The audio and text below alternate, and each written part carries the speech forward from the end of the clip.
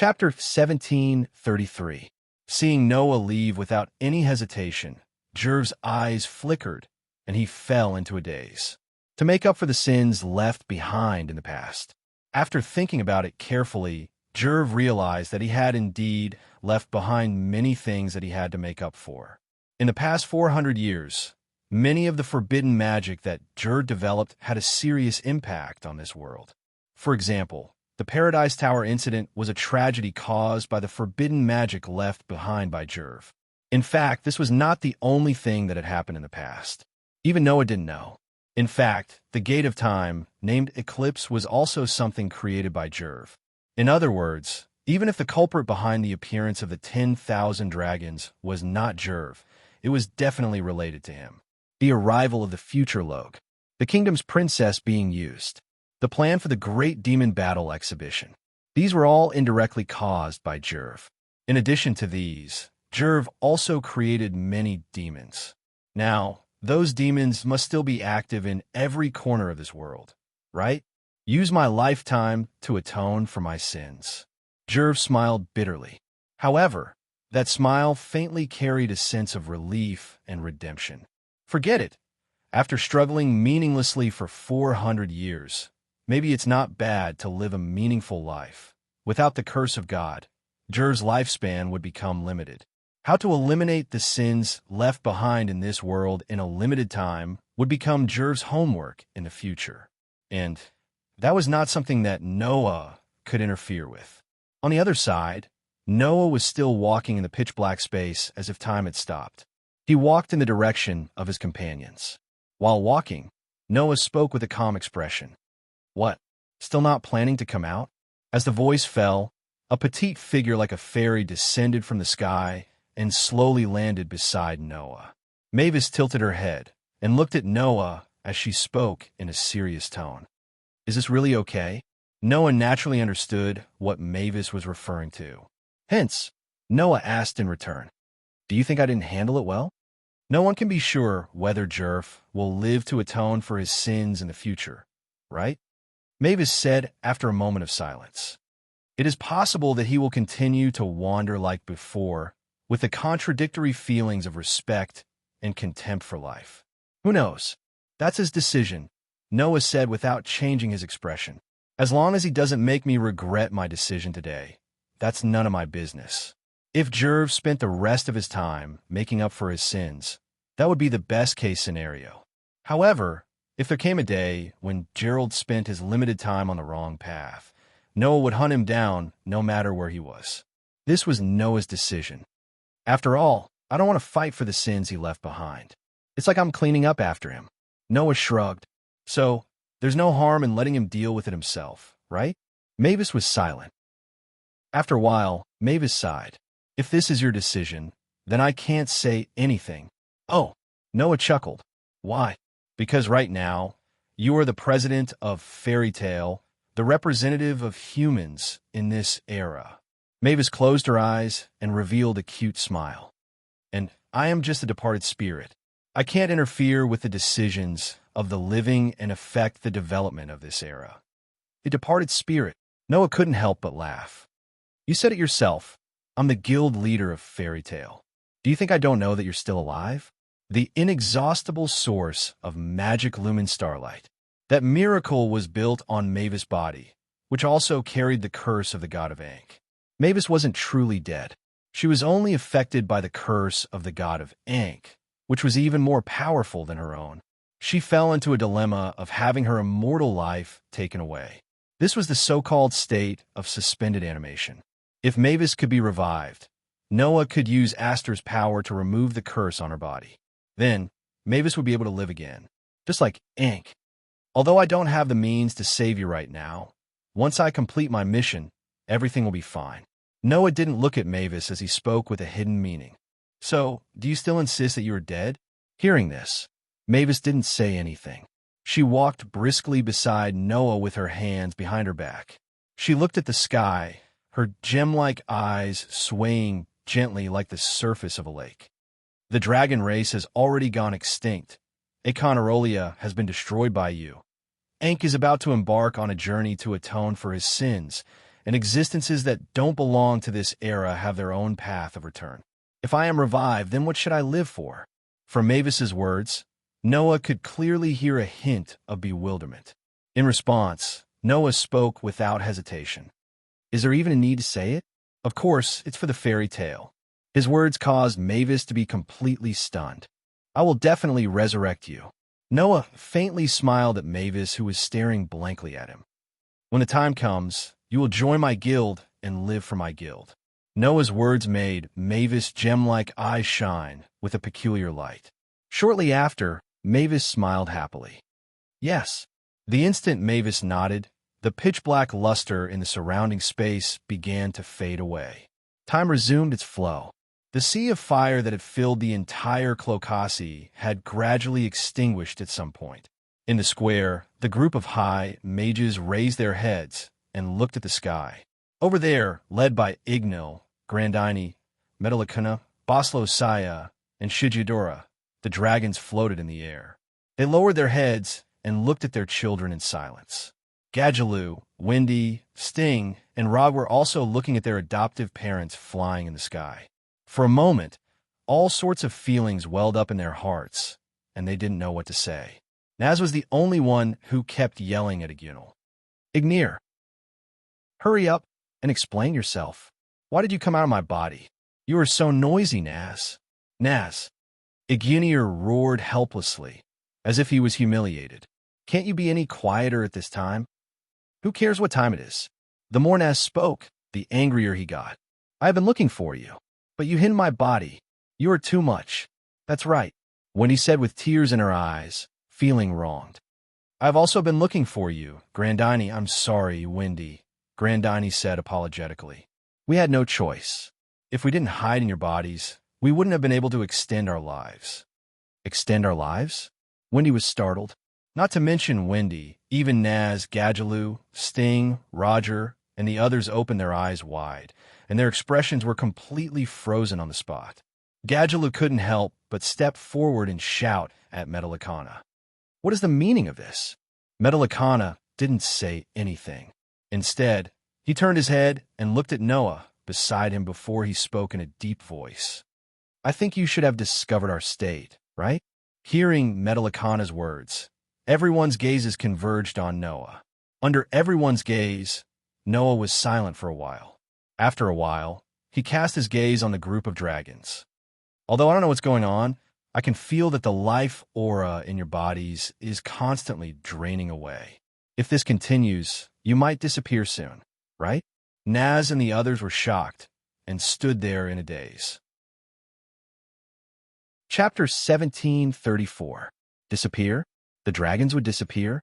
Ignil, Grandine, Metallicana, Perlogia, and Shgiadora would all disappear? What kind of joke was this? Grandine, Wendy said with a trembling voice. Is this true? Naz, Gadjaloo, Sting, and Rog stared at the dragons who were their adoptive parents, trying to find a trace of a joke from them. Unfortunately, they were destined to be disappointed. That human is right. We are indeed about to disappear, Perlogia said calmly. No, to be more precise, we should have disappeared 400 years ago. 400 years ago, our souls were already taken away by Aconarolia's dragon-slaying magic, Shgiadora said calmly. That's why we could only seal all of our remaining power into your bodies to extend your lifespan. Of course, the purpose of doing this is not only to extend your lifespan, but also to prevent you from becoming a dragon like Aconarolia because of the dragon-slaying magic. For this reason, we must create antibodies to prevent you from becoming a dragon.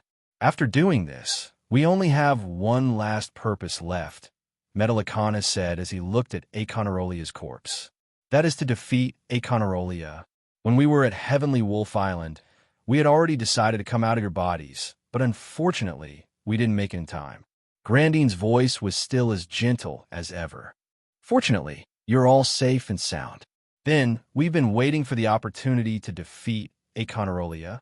We've been waiting until now. Ignir turned his gaze to Noah.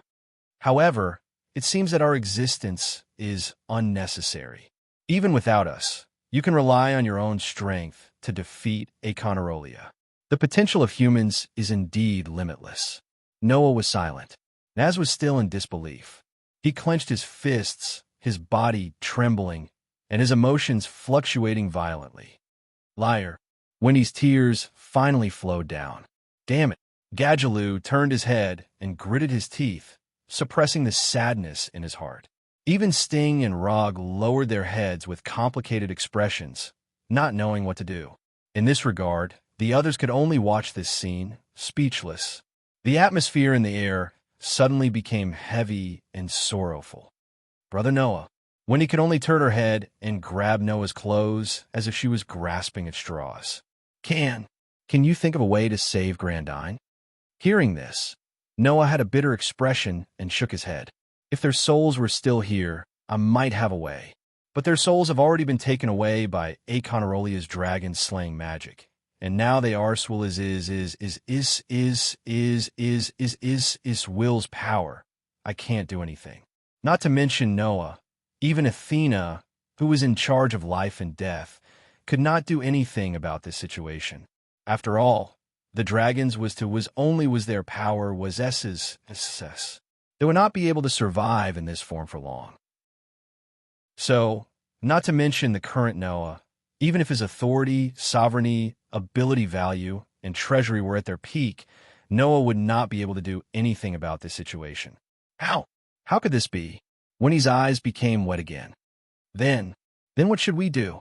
Father, Nez clenched his teeth, holding back his tears. Do you really have to disappear? Don't feel sad, Naz. Igunal smiled magnanimously. You're no longer a child. You have your own companions and your own family. You have even joined a guild and become an amazing magic shooter. If you can't even bear this kind of parting, how can you call yourself the son of the fire dragon King Igonial in the future? I am your son. Nez could no longer hold back his tears, but he tried his best not to let his voice carry a sob. No matter what, I am your son. That's right. Igunal laughed out loud, but there was no trace of sadness in his voice. There was only relief that gave everyone unlimited courage. Parting is just a part of life. I will always be by your side and watch you grow. Don't forget this, Naz. Me too. Grandine looked at Wendy gently. I will always be by your side, Wendy. I'm not as gentle as Igunal and Grandine. Metallicana smiled at Gadjaloo. But even without me, you can definitely do it, right? Isn't that a given? Gadjaloo met Metallicana's gaze and looked over. There was not much sadness on his face. I will definitely live a more exciting life than anyone else. Is that so? Metallicana pursed his lips. I hope your eyes won't be so scary anymore. Boslosaya and Shigiadora did not say much. They just looked at Justin and Logue. Their gazes met, and everything was understood without words. Then, the dragons' bodies began to emit a faint light. Grandine, Wendy cried out with tears flowing down her face. Take care, Wendy, Grandine murmured softly, then looked at Noah and said, I'll leave Wendy to you. Don't worry. Noah nodded heavily. I won't let Wendy get hurt even a little. Only then did Grandine smile with relief. In the faint light, Igunal, Grandine, Metallicana, Boslosaya, and Shijidura fixed their gazes on their children. Then, their huge bodies turned into light particles and gradually disappeared into the air. Roar, roar, roar, roar, roar. The dragon's roar resounded through the sky as the 5 dragons disappeared, echoing under the night sky. At this point, including Aconarolia, the dragons that dominated the entire world 400 years ago had truly retired from a stage. The existence that replaced the dragons and emitted light in this world was the humans. Noah squatted down and hugged Wendy, who buried her head in his arms and cried softly. He looked at the place where the dragons disappeared and did not speak for a long time. On this day, Noah personally ended the legend of Aconarolia and changed Jerv's future.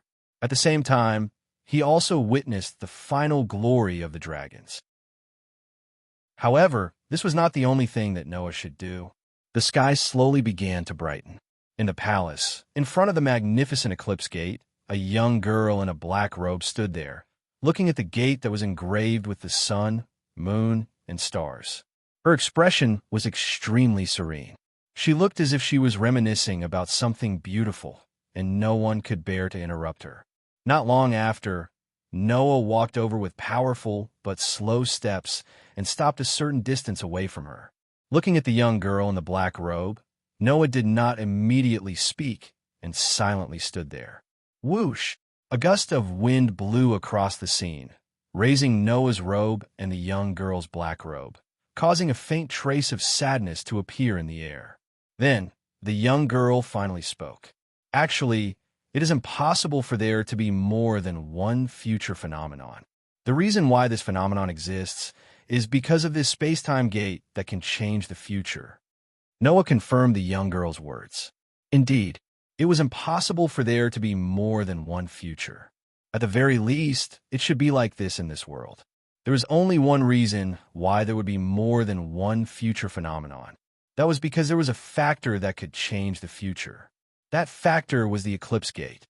In other words, without the eclipse gate, there would not be more than one future. The young girl was still looking at the space-time gate as she said, "Now that things have developed to this point, I have finally sorted out some things." In the future Rog's era, Econarolia dominated the entire world. That was the original development of the era, and it was the first future. In the first future, Rog was not willing to be dominated by Econarolia, so he used the eclipse gate to return to 7 years ago, which was my era. He summoned 10,000 dragons and dominated my era, which was the second future. And after the death of my companions, I, who couldn't walk out of the sorrow, also had the idea of changing the future. Through the eclipse gate, I came to the time before Log summoned the dragon, which is the current era, leading to the third future. However, I don't know why, but in this future, you exist. Through your hands, you banished 10,000 dragons and defeated Econarolia, making the future of this era unprecedentedly bright. The future Lucy turned around and looked at Noah with a faint smile. Unfortunately, this is not my future, nor is it my world. Whether it is me or the future Rog, the future that belongs to us still exists. Noah nodded and turned his gaze to the eclipse gate. Noah knew about the future Lucy's plan. That was to destroy the eclipse gate. Chapter 1735. There was only one future in the first place. However, the eclipse gate, which could travel through time and space, gave people the right to change the future, leading to the appearance of multiple futures. So, if the eclipse that caused all of this was destroyed, what would happen? The result would be that with the destruction of the eclipse as the dividing line, there would be two types of futures, a future with the eclipse and a future without the eclipse. However, the eclipse itself was the factor that caused the appearance of multiple futures. If this factor disappeared, the appearance of multiple futures would become impossible. The eclipse existed in the future of Lucy and Roger, which was why the two of them could come from the future to this era. Once the eclipse was destroyed, the factor that caused the appearance of multiple futures would disappear, and there would be a contradiction between a future with multiple futures and no future with multiple futures. This way, the two types of futures, a future with the eclipse and a future without the eclipse, would conflict with this contradiction. These contradictions and conflicts would cause the timeline to be completely messed up, and it was possible that the world itself would collapse. However, the world would not just sit by and watch this happen. At the very least, Noah was sure that once this happened, the world would repair itself and eliminate this contradiction. So, how could this contradiction be eliminated? It was very simple. Eliminate all of the different futures that appeared because of the eclipse gate. The so-called futures were things that had not happened yet. If something hadn't happened yet, then it shouldn't be possible for it to happen. Therefore, once the eclipse gate was destroyed, all of the futures that had not happened yet would disappear, leaving only this era that was still in progress. In this way, the fact that Lucy's companions died in the future would not appear. Since this was the case, what Lucy wanted to do in the future was already clear. There was only one thing that Lucy did not know about the future. That was, after the eclipse was destroyed, there would be two futures left. One was a future with Noah, The other was a future without Noah. After all, Noah's arrival was not caused by the eclipse gate. Therefore, even if the eclipse gate that caused the appearance of multiple futures disappeared, all of the futures that had not happened yet would be eliminated, leaving behind these two futures. However, the world would probably merge the two futures to prevent this kind of contradiction that caused the timeline to be messed up again. As for the two futures that were merged, it was obvious which one would be the main one. No matter what, the world would not allow the future where Noah existed to disappear, right? In other words, once the eclipse was destroyed, the only era left behind would be the era where Noah existed. The rest of the messy future would disappear along with the destruction of the eclipse portal, including the future Lucy's era, as well as the future Lucy herself. This was the result of the space-time paradox was fixed. Have you really made up your mind? Noah asked quietly. You can also choose to continue living in this era, right? After all, this isn't my world. Future Lucy shook her head. Moreover, there's already me is here. The future Lucy was Lucy, and they were not two completely different people. Therefore, Noah's idea of choosing to continue living in this era was wrong. The reason for that was because the existence by the name of Lucy Hartfilia was still living there. The disappearance of the future Lucy was only returning to the state where she was one with Lucy, not a separate existence by using a different future. Seeing how happy I am with everyone, I really can't wait to return to this era, the future Lucy said from the bottom of her heart. Can you understand? Can you understand? Of course, Noah could understand. The only difference between Lucy and the future Lucy was that the future Lucy had experienced the painful future where all of her companions died tragically. If that future did not exist, then there was no difference between Lucy and the future Lucy. The two of them were originally the same existence. Returning to one with me in this era is what I want to do. The future Lucy looked straight at Noah and smiled. Moreover, I also want to know how it feels to be in the same guild as you. It's not just me, Noah said almost reflexively. Me, you, and everyone else. Everyone in the guild is together. Only then will we be a whole. Hearing that, the future Lucy was slightly startled. Then, her expression melted and became gentle. That's right. Being with everyone is my future. The future Lucy said with a natural smile. Then, Noah, can you help me? Noah met the gentle gaze of the future Lucy, smiled, and nodded. Then, under the gaze of the future Lucy, Noah walked towards the eclipse gate step by step. Wong! A surge of mana gushed out from Noah's body. Magic lines that looked like electric wires lit up and covered Noah's arm. Noah slowly approached the solar eclipse door and lifted his head, gazing at the majestic door. Looking at this scene, the future Lucy's eyes were filled with anticipation and hope. However, in the next second, the future Lucy's expression changed drastically as she screamed in fear. Be careful! Almost at the same time as the future Lucy screamed in fear, a figure suddenly burst out from the shadow behind Noah. It raised a hand that was filled with a shocking amount of black gas. It's all because of you. The future I was looking forward to is completely gone. The future rogue roared hysterically. Go to hell. As soon as the words fell, the future rogue's hand that was filled with a shocking amount of black gas was like a sharp spike. It carried a terrifying, murderous aura as it pierced through the air and viciously pierced through Noah's heart. Noah acted as if he didn't notice anything and didn't feel any danger. He didn't even seem to hear the future rogue's hysterical roar as he raised his fist towards the grand gate in front of him. Bang! The fist that contained a terrifying amount of power heavily bombarded the grand gate.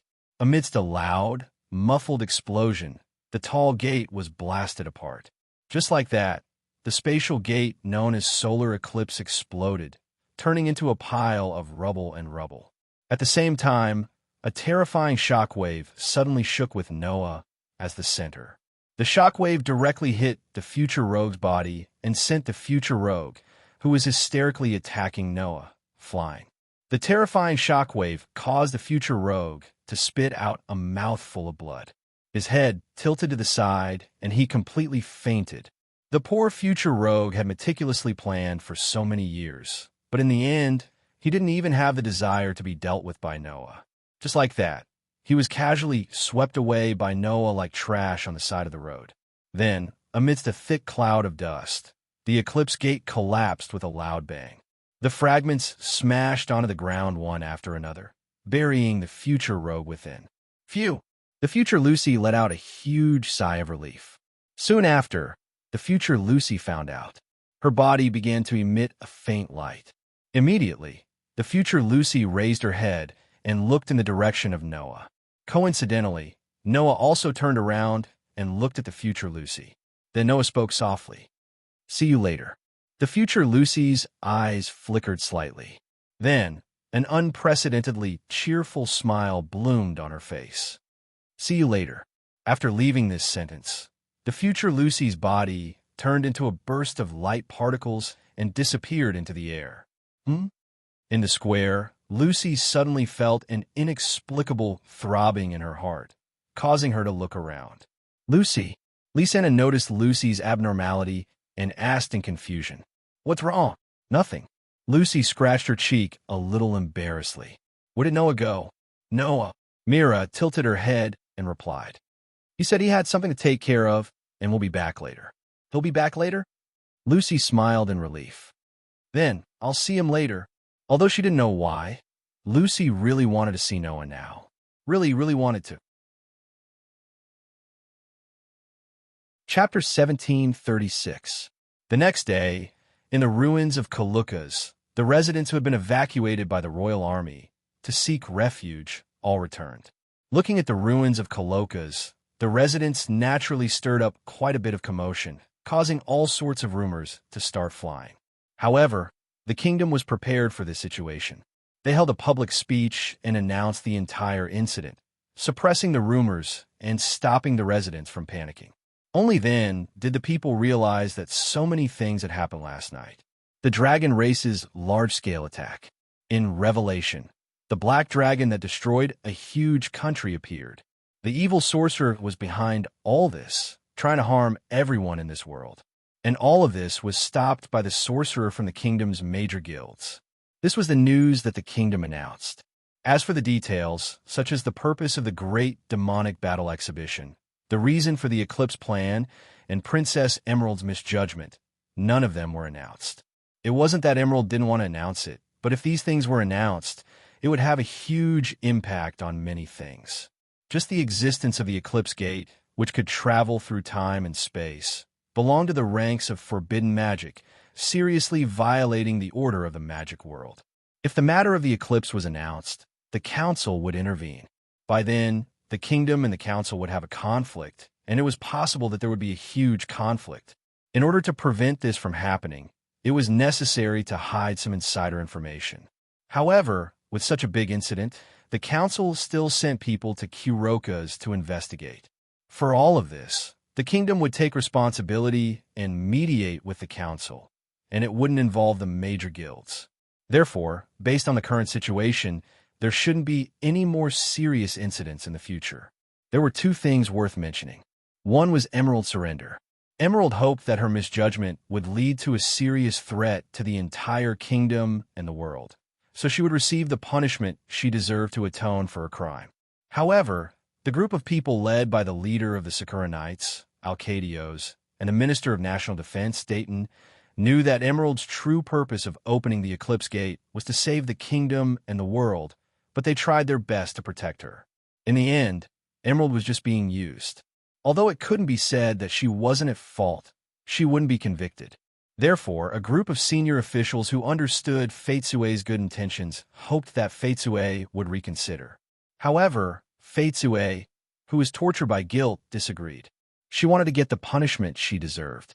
In the end, the matter was resolved because of Noah's words.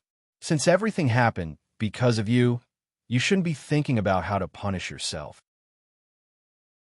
Instead, you should be thinking of a way to restore the capital that was destroyed to its original state. Don't tell me you intend to abandon the citizens of Kolokas whose homes were destroyed for the sake of self-satisfaction." This sentence made Fatsue completely speechless. In the end, Emerald took on the responsibility of rebuilding Colossus. She vowed to rebuild Colossus in the shortest time possible and return a better capital to the people. At this point, this matter was finally resolved. As for the second thing worth mentioning, it was Noah's matter. Although Faitsue didn't disclose the inside information that wasn't necessary, she didn't hide the credit of Noah, who single-handedly stopped most of the dragons, defeated Aconorolia, and destroyed the future Logue's conspiracy. Instead of hiding anything, Faitsue promoted it vigorously. After releasing 10,000 dragons, Faitsue was already in despair. However, because of Noah's existence, she saw hope. Noah accepted Faitsue's request at that time and fulfilled his promise to protect the Fiori kingdom. Faitsue was very grateful to him for this. Therefore, Faitsue praised Noah's contribution and turned Noah into a perfect hero who saved the country. No one doubted Noah's contribution. This was because during the Great Demon Battle exhibition, the power that Noah displayed that surpassed the human domain had long been known to the world. Therefore, no one doubted Noah's ability to do all this, including the council. In the end, the council decided to award Noah the title of one of the 10 Saint Magi based on Noah's contribution. The 10 Great Saint Magi were the titles that only the most outstanding and upright 10 Great Saint Magi on the continent could possess. Noah's strength was unquestionable. No one would deny that he was an outstanding sorcerer. And Noah single-handedly stopped most of the dragons, defeated the Black Dragon in Revelation, saved the Fiori kingdom, and saved the entire world. If even such a hero couldn't be called righteous, then what was? Because Noah had once blatantly killed the 10 Saint Magi, the council thought that Noah's conduct might not be as righteous as the rest of the 10 Saint Magi. However, that matter was judged as justifiable self-defense 7 years ago. If they were to bring it up now, they would undoubtedly be suspected of deliberately looking for trouble. In addition, Noah was now a hero who saved the country and received the kingdom's princess's praise and support. His popularity was at its peak. If the council were to say that he wasn't righteous enough, they would probably be spat to death by everyone in the Fiori kingdom and even the entire continent. In the end, the proposal to award Noah the title of 10 Saint Magi was passed. The council personally awarded the title of 10 Saint Magi to Noah in front of all the kingdom's citizens and sorcerers from the guild. They also announced Noah's ranking. First place. He had easily defeated Terah, who was ranked 5th. He had also defeated Aconorolia, who had destroyed a huge country in Revelation. All the sorcerers recognized Noah as the most outstanding and powerful sorcerer in the continent. As a result, the council directly listed Noah as the first of the 10 Saint Magi, allowing Noah to sit in this position. Under such circumstances, Makarov simply announced that Noah would be the next guild leader of the guild, causing the reputation of Fairy Tail to soar. After obtaining victory in the Great Magic Battle exhibition, their guild leader was ranked first among the top 10 Saint Magi. The title of the strongest guild in the Kingdom of Fiori had once again returned to the hands of Fairy Tail. In order to celebrate Fairy Tail's victory, and also to celebrate Noah becoming the first of the 10 Saint Magi, and also to celebrate the kingdom being saved from a great disaster, Emerald decided to hold a ball. This ball, only the nobles and a few guilds could participate. The list of guilds that could participate was as follows: Sabertooth, Lamia Scale, Mermaid Heel, Blue Pegasus, Cotter Cerberus, as well as the main character of the ball, Fairy Tail. The location was the only palace that could still be used, and only a part of it was destroyed. In the deep night, the ball was in full swing in the largest hall of the palace. Noah came out of the ballroom and went to the balcony. Looking at the night sky, he gently sighed. Mira also came out of the ballroom, holding Noah's arm and gently wiping his face with a handkerchief. "What's wrong? Are you tired?" "Of course I'm tired," Noah helplessly said. "From the moment I entered until just now, I was constantly being pestered. As the hero who saved the country and the first of the 10 Saint Magi, Noah was very popular among the nobles. Even the king showed his face and thanked Noah. Noah was not unfamiliar with this kind of situation, so it was not difficult for him to deal with it. However, what happened next made Noah really ashamed. They actually suddenly mentioned marriage, and in front of so many people. How afraid are they that their daughters and granddaughters will not be able to get married? Noah was speechless. And they don't care that I have 2 fiancés saying that it's okay to be a concubine. Those guys, did they even consider the feelings of their daughters and granddaughters? Chapter 17:37. Noah was indeed speechless. With his current situation, once he entered, the representatives of the royal family would definitely greet him. Noah had expected this. However, Noah did not expect that as they chatted, they would start asking him when he was going to get married and if he had anyone he liked. Then, there was no then. Once this topic started, the situation became unmanageable. All the royal family members were like stall owners in a market, recommending their daughters to Noah. Some even recommended their granddaughters to Noah, as if they were afraid that Noah would not be able to find a wife. When they talked about their daughters, their saliva flew everywhere and almost sprayed on Noah's face. Noah, who did not expect the situation to develop in this direction, was dumbfounded. He then quickly declared that he was a man with 2 fiancées. However, this declaration did not reduce the enthusiasm of the royal family members in the slightest. Instead, it became even more intense. 2. You have 2 fiancées? Then Lord Noah wouldn't mind having a few more, right? Please consider my daughter. Consider my granddaughter as well. It's okay to be a concubine. That's right. These were the first words that appeared after Noah said that he had 2 fiancées. Without a choice, Noah could only surrender and find an excuse to sneak out. If he did not sneak out now, Noah was really afraid that he would be like a salesman. In the end, he would be fooled by those salesmen. You don't say those so-called royal family members definitely have the potential to be salesmen. Noah was speechless. It's such a waste to be a noble. Mira could not help but laugh out loud. This can't be helped. With your current treatment, it's not strange that those royal family members would want to build a good relationship with you. Putting aside the fact that he was the next chairman of Fairy Tale, Noah was now a national hero in the kingdom of Fiore. If they could get close to the heroes who had saved the country, then the status of the royal family would definitely increase exponentially, and they would be sought after by the people. Moreover, Faitsue was grateful to Noah from the bottom of her heart. No matter what request Noah made for her, as long as it was within her ability, Faitsue would not refuse. In this way, Noah was equivalent to the princess's favorite person. Who wouldn't want to take this opportunity to form a good relationship with Noah? On top of that, Noah was currently ranked first among the 10 great holy mages and was publicly recognized as the #1 high mage of the continent. He was also young and unmarried. If such a famous and outstanding person could become a live-in son-in-law, it would make those nobles laugh even in their dreams. For various reasons, Noah had become extremely popular, leading to this situation. Therefore, Mira could understand why there was such a development. However, Noah was puzzled. Why do I feel like you're not talking about your own matters? Noah said to Mira in annoyance. Don't tell me you don't mind me marrying a member of the royal family's younger generation? Upon hearing this, Mira looked at Noah and said with a spurious smile, Don't worry. If I say that I mind, can you promise me that you won't marry a girl other than me and Lysana? Noah was speechless. Noah really could not make this promise. Not to mention other things, Noah did indeed owe a lot of love debts.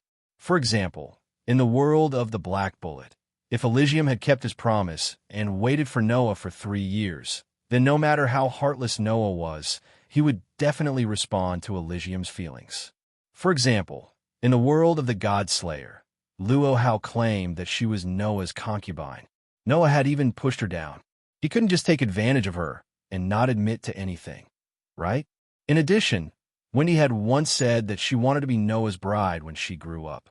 Noah's relationship with Shuanai also had a huge breakthrough. Noah could not promise Mira here. Although any man should be satisfied with having Mira and Lysana, it did not mean that he should turn a blind eye to his own responsibilities. In Noah's opinion, He had to repay the debts he had incurred. What's more, it wasn't that Noah didn't have feelings for those girls. Noah could be said to have gone through thick and thin with Elysium. Even if it could not be said that they shared the same fate, it was impossible for him to be completely indifferent. Toward Luo Hao, Noah could be considered to have made a mistake due to a freak combination of factors. He inexplicably developed a relationship with her, and Noah wouldn't deny this relationship. Noah used to treat Wendy as a younger sister, but ever since he knew that Wendy had feelings for him, Noah felt that he had to face Wendy directly. Therefore, it was not impossible for him to have a relationship with Wendy in the future. As for Shu and I, Noah was very touched to a large extent. Think about it. An 11 or 12-year-old girl persisted for 7 whole years in order to pursue the figure of the person she yearned for, and even suffered a lot during that time. As a person who was yearned for by such a girl, who would not feel touched, at the very least, Noah was moved by Shu and I, and he had great affection for her. Then, in the Dragon Graveyard, he made a breakthrough in his relationship with Xuen Ai, which made his love for her sublimate. As such, no matter what, Noah did not want to let down that girl's feelings for him. Thus, between being unemotional and being affectionate, Noah chose the latter in the end. Under such circumstances, Noah could only look resentful. He sighed and hugged Myra's shoulder, bringing her into his embrace. Mira did not resist Noah and instead obediently snuggled into Noah's embrace. The gentleness on her face did not change at all. Noah smelled his fiancée's fragrance and said softly, "I'm sorry. I made you suffer." "No." Mira shook her head and said gently, "You didn't make me suffer. You didn't make me feel wronged. Rather, you gave me a lot of happiness. There's no reason for you to apologize. I can't even give you a promise. Don't you feel wronged?" Noah said, "I know that you and Lee Sena have been thinking about me and have been accommodating me in this aspect. So, I can only promise that I'll make you happy." "That's enough." Mira stretched out her hand and hugged Noah's waist. She closed her eyes and enjoyed the warmth of her lover, smiling sweetly. "This is the promise I want the most. This promise is enough. Is that so?" Noah smiled and closed his eyes as well, pressing his face against Myra's head. "Thank you." Mira did not say anything else. Instead, she wholeheartedly enjoyed the warmth of her lover. The smile on her face was filled with happiness no matter how one looked at it.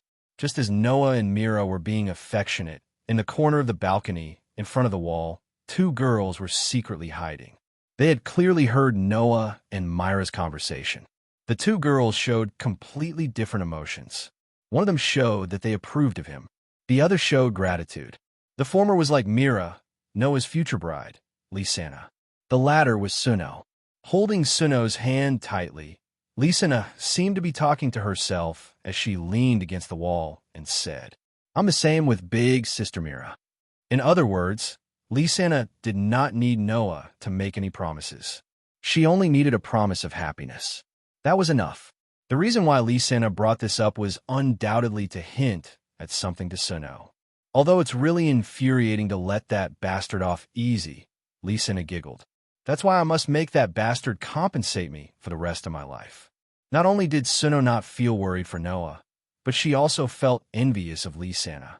Noticing the envy in Suno's eyes, Lisana puffed up her cheeks and said, "I've already decided to let that bastard compensate me for the rest of my life. If anyone wants to let him off easy, they'll have to act quickly. Otherwise, I'm afraid I'll regret it." Xuen Ai's pretty face immediately turned red. However, looking at Noah and Mira hugging each other under the moonlight, Suno mustered her courage. Chapter 1738. After that, Noah returned to the ballroom and continued to feign civility with the nobles. It couldn't be helped. The main character of this ball could be said to be Noah. No matter what, Noah couldn't be absent all the time, could he? However, in order to prevent the nobles from proposing marriage to him, Noah had Mira accompany him all the time. Seeing a charming girl by Noah's side, no matter how thick-skinned those nobles were, they wouldn't propose marriage to Noah in front of Mira. Thus, Noah could finally relax and enjoy the ball. During the process, in addition to the nobles, Noah also greeted the high mages of the various guilds. Basically, the only guilds that could participate in this ball hosted by the kingdom were those that had participated in the Great Demon Battle Exhibition and stayed in Colokas to fight against the dragon race. And in these guilds, there were many people that Noah was familiar with, so it was necessary to greet them. Among them, Kara, who belonged to the Lamia scale, mentioned to Noah that she hoped to spar with him again in the future. Even Kagura, who belonged to the mermaid heel, expressed that she wanted to spar with Noah. At the beginning, Kara and Kagura were the two most powerful archmages in this year's Great Demon Combat Arts Exhibition Tournament. After understanding how terrifying Noah's true strength was, both of them developed a sense of competition. However, rather than saying that it was a sense of competition, it was better to say that the two just wanted to reduce the gap between them and the strongest high mage in the continent as much as possible. As for the other guilds, such as the high mages of the Blue Pegasus and Cotter Cerberus, Noah also greeted them. After all, after returning to Magnolia, Noah would take over the position of the guild leader. It was necessary to have a good relationship with the other guilds. It was worth mentioning that before this, Sting, Logue, Lucifer, and Alyaga, who belonged to the Saber-Tooth, took the initiative to greet Noah. According to Sting, after this year's Great Demon Battle Exhibition and the invasion of the dragons, they had already deeply understood just how lacking they were. Previously, they claimed to be the strongest and were proud of it. Now that they thought about it, it felt like a joke. So, Sting and the others planned to turn over a new leaf and start training themselves again, hoping that one day they would be able to spar with the fairy tale again. After returning, Sting would be the same as Noah, the leader of the Saber-Tooth. Therefore, Sting sincerely hoped to have a good relationship with Noah and learn from Noah. He wanted to change the Saber-Tooth that was dominated by terrorism in the past and try to be like Noah and the others. As for Germain and Meniba, after the Great Demon Battle Exhibition ended, the two directly left the Saber-Tooth. It was said that when Sting and the others felt that they were inadequate, Germain and Meniba were still immersed in the glory of being the strongest guild, sinking deeper and deeper. After that, the two sides directly clashed and even fought over it. In the end, Sting, Logue, Lucifer, and Alyaga defeated Germain and Meniba, proving their will. Germain, who felt that she had no face to stay, left the guild without saying goodbye to Meniba. Actually, the young mistress is also very pitiful. The reason she became like this is because she was abused by Germain since she was young. Germain has always instilled the young mistress with the concept of being the strongest, and in order to not let the young mistress lose face, he strictly and cruelly demanded that she become stronger. That's why the young mistress became like this.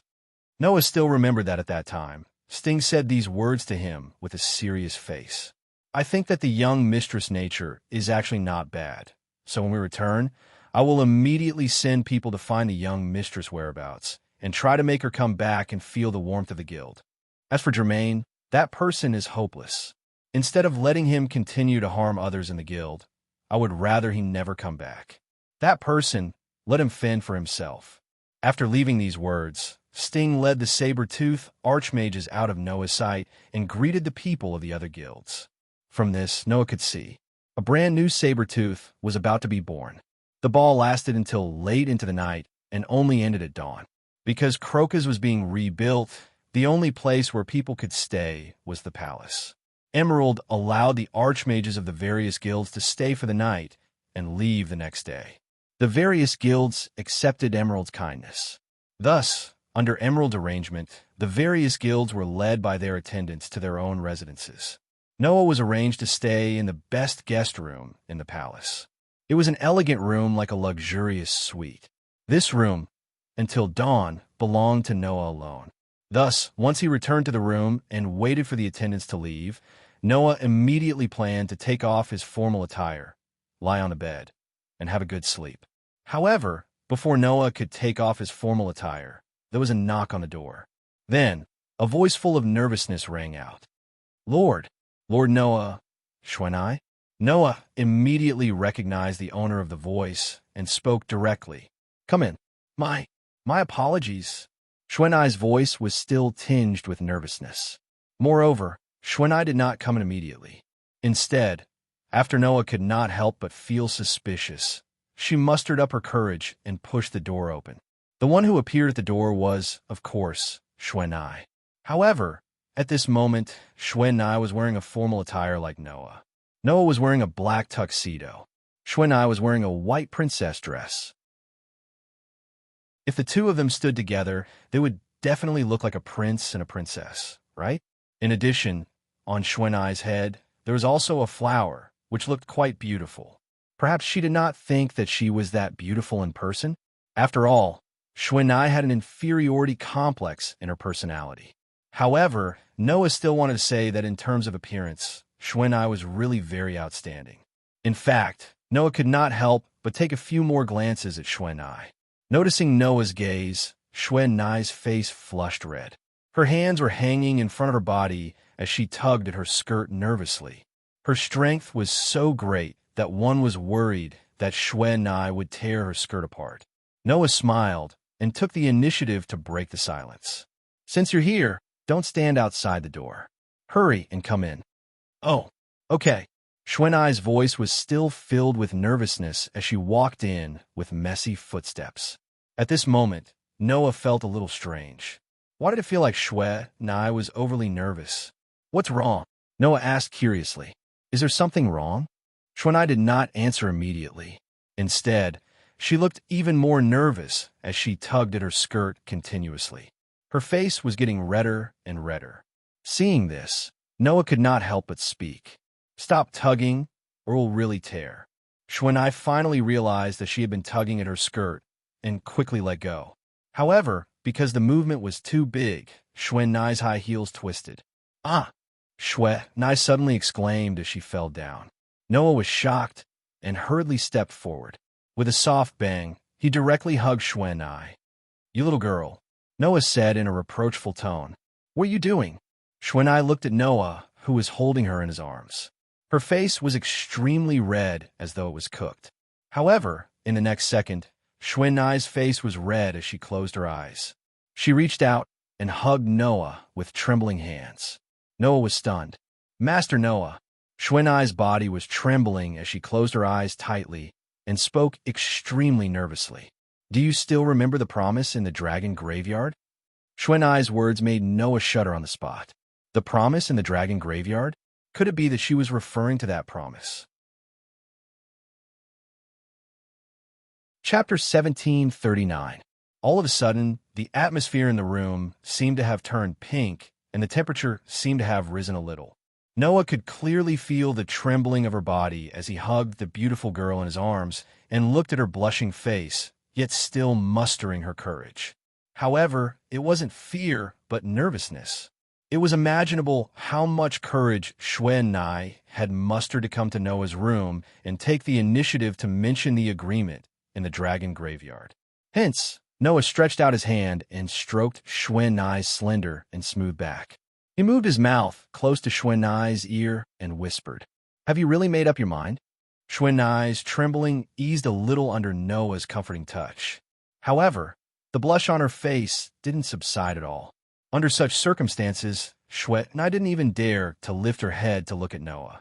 She only snuggled up in Noah's arms and nodded shyly. That movement seemed extremely gentle. If Noah's gaze hadn't been fixed on Xuanai's body, he wouldn't have noticed that movement at all, right? However, not only did Xuanai's behavior not weaken her charm, but it also aroused his appetite.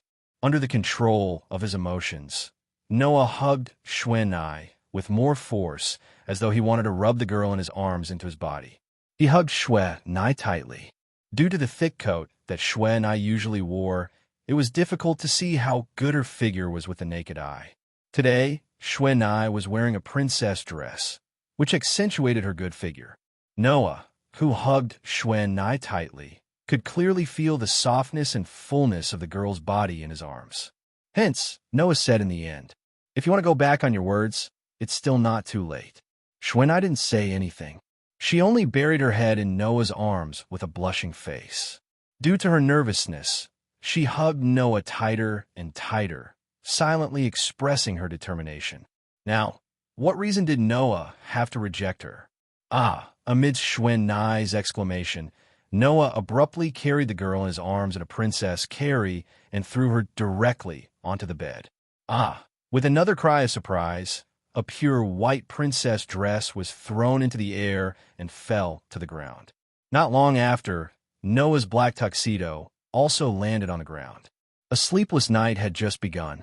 The sky gradually brightened up. Outside the windows of the luxurious suite, the warm sun shone into the room and onto the red carpeted floor. Their pitch-black and pure white gowns were scattered all over the ground, but they didn't give off a dirty and messy feeling. Instead, they seemed especially warm. Noah opened his eyes in a daze, and his consciousness began to gradually wake up. Almost instinctively, Noah reached out his hand and subconsciously wanted to hug the girl who was lying in his arms before he fell asleep last night. However, when he reached out his hand, Noah hugged nothing, which made him slightly startled, and his mind instantly woke up. When he woke up, Noah realized that, other than himself, the girl who was supposed to be present was nowhere to be seen, leaving only Noah lying in bed. Xuan. Noah was a little surprised and puzzled as he sat up. At this moment, the door was pushed open. Outside the door, Xuan, who had already dressed neatly and changed into her usual clothes, slowly walked in with breakfast in her hands. After seeing Noah get up, she was first surprised for a moment, then her pretty face blushed slightly.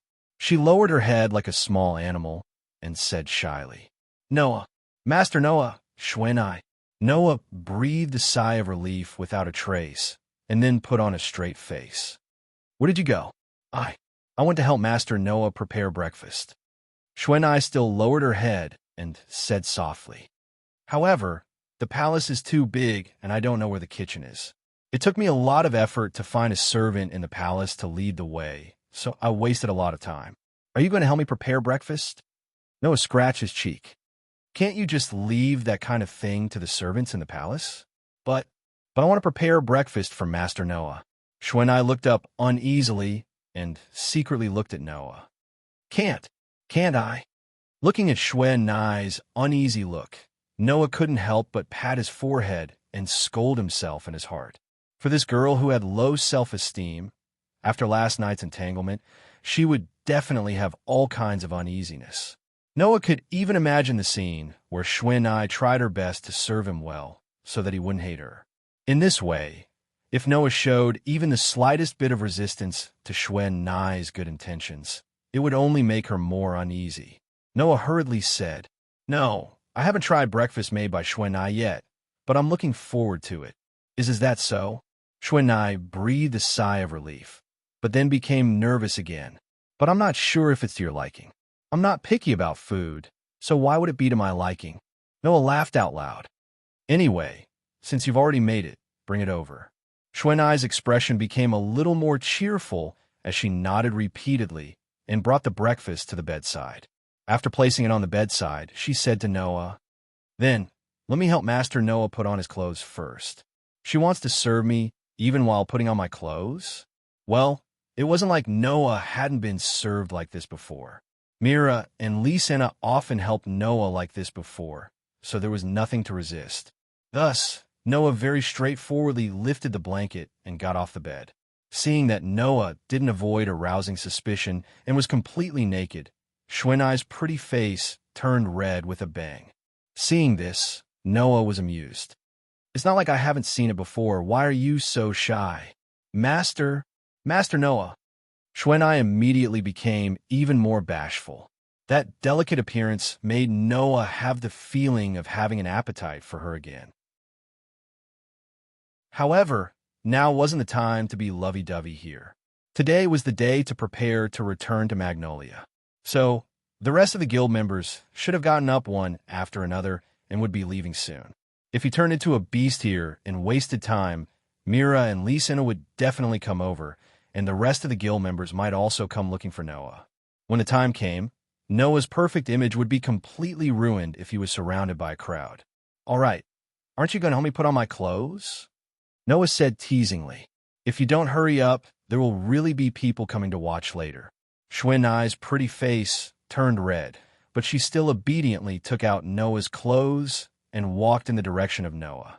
Outside the palace, a group of sorcerers belonging to Fairy Tale had gathered together, each of them carrying some luggage. Emerald stood in front of everyone with Alcardios. Facing Noah's direction, Emerald bowed and saluted. Although I've said it many times, Master Noah, thank you very much for saving this country. Otherwise, I would really be unforgivable. I was just doing what I wanted to do. What I wanted to save was not this country, but my companions. Noah shook his head. So, Your Highness, there is no need to continue expressing your gratitude to me. Even so, the fact that Master Noah saved all of us still exists. Emerald said very seriously. I will always remember Master's kindness in my heart. I will never forget it. After that, Fei Chui looked at everyone and thanked them solemnly. At the same time, I would also like to thank everyone for lending a helping hand when this country was in trouble. If there is anything you need me for in the future, please do not hesitate to ask. When the time comes, I will definitely do my best. To be able to receive such a promise from Your Highness, we are already very honored. Makarov nodded heavily. Then, we'll take our leave. Makarov looked at Noah. Noah smiled and turned his head to look at everyone present. All right, everyone, let's go home. Everyone responded loudly, their faces beaming with joy. And so, under the gaze of Emerald and the others, everyone stepped on the road back to Magnolia. Chapter 1740. Fiori Kingdom, Magnolia. Look, that's the sorcerer from Fairy Tale. Fairy Tale is back. You're back. When the group of magic shooters from Fairy Tale walked into Magnolia, all the residents on the streets were surprised and cheered loudly, giving the returning magic shooters a fright. Then, many residents rushed out from the buildings and streets, surrounding both sides and cheering loudly. Oh, cheers resounded throughout the entire space, causing the group of Fairy Tale's magic shooters to come to their senses. Then, such noises rang out from all directions. Good job, Fairy Tale. He actually saved the kingdom. Good job. You are the glory of Magnolia. Congratulations to all of you for winning the Great Demon Battle Exhibition Tournament. Congratulations. Cheers echoed throughout the crowd, telling the members of Fairy Tale what was going on. The residents of Magnolia swarmed over and surrounded the two sides of the street, cheering loudly. Mikao, Wakaba, and the other members who had stayed behind for 7 years were moved to tears. I never thought that after 7 years, I would be able to enjoy this feeling of being supported again. Exactly. In the 7 years that the main members had been frozen together with Heavenly Wolf Island, when had Fairy Tale ever been so popular? The glory of Fairy Tale, which was always at the bottom every year, had long been forgotten by the people after 7 years. All that was left was pity and contempt. Today, Fairy Tale had finally returned to the #1 stage of the kingdom, becoming the glory of Magnolia once again. After 7 years of glory, the members who had stayed behind for 7 years were moved. At the sight of such a group of old members, Noah and the others exchanged glances with each other before revealing a smile. Everyone, Noah stepped forward and said to the members who had stayed behind for 7 years, "Thank you for your hard work." The group of members who had stayed behind wiped their noses. If they didn't do this, they would have snot flowing out of their noses. The ordeal is over. Now, we only need to enjoy the rewards of our hard work. Noah clapped his hands and smiled. It's rare to hear cheers. Let's enjoy this glory and go home. The group of Fairy Tale magic shooters raised their hands and cheered loudly. Then, amidst the cheers of the residents of Magnolia, the group of magic shooters waved at the surrounding residents and slowly walked towards the direction of the Fairy Tale, as if they were on a parade. The cheers lasted until they reached Fairy Tale's guild building. When they arrived at the entrance of the guild building, the residents of Magnolia dispersed reluctantly and allowed them to return home. Looking at the castle-like building, Xuanai muttered, "Is this the Fairy Tale?" Although she had joined Fairy Tale, This was the first time Shui Nai came to the building and saw what it looked like. When she thought about how this was Noah's home since he was young, Shui Nai felt excited and complicated. If it weren't for the fact that she had mistaken Noah's guild, Shui Nai would have joined the guild when she was young. In the end, fate played a trick on her. Shui Nai was delayed for 7 years before she finally came to the guild where the person she longed to be. Looking at the majestic guild building, how could Shui Nai not feel excited and complicated? What's wrong? Why do you look like you're about to cry? She held Shui Nai's hand and poked her cheeks. This is where you'll be staying for the rest of your life. You can't always look like that. I know. Shui Nai suppressed her complicated feelings and looked at the building again. I just feel like I'm dreaming. When she heard that Noah was killed by Aconarolia on Celestial Wolf Island, Shui Nai thought that she would never be able to fulfill her little dream of joining the same guild as the person she longed to be. Now that her dream had come true, Shui Nai felt like she was dreaming. This isn't a dream. Mira held Shui Nai's other hand with a smile that could heal her heart. We'll always be together from now on. Yes. Shui Nai nodded heavily. His expression was happier than ever. Noah, who had been observing the direction of Shui Nai, could not help but laugh softly. Soon after, he said to everyone, "Don't just stand there, let's go in." Hearing this, everyone looked at each other, and in the end, they all rushed towards the guild together. Bang! Leading the way, Naz kicked open the door and roared as he rushed in.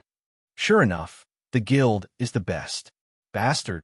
Makarov yelled in exasperation. Doors aren't meant to be kicked. However, the guild members who were in a state of excitement had already ignored Makarov's words and rushed into the guild one after another. We're finally back. The banquet is starting. The banquet is starting.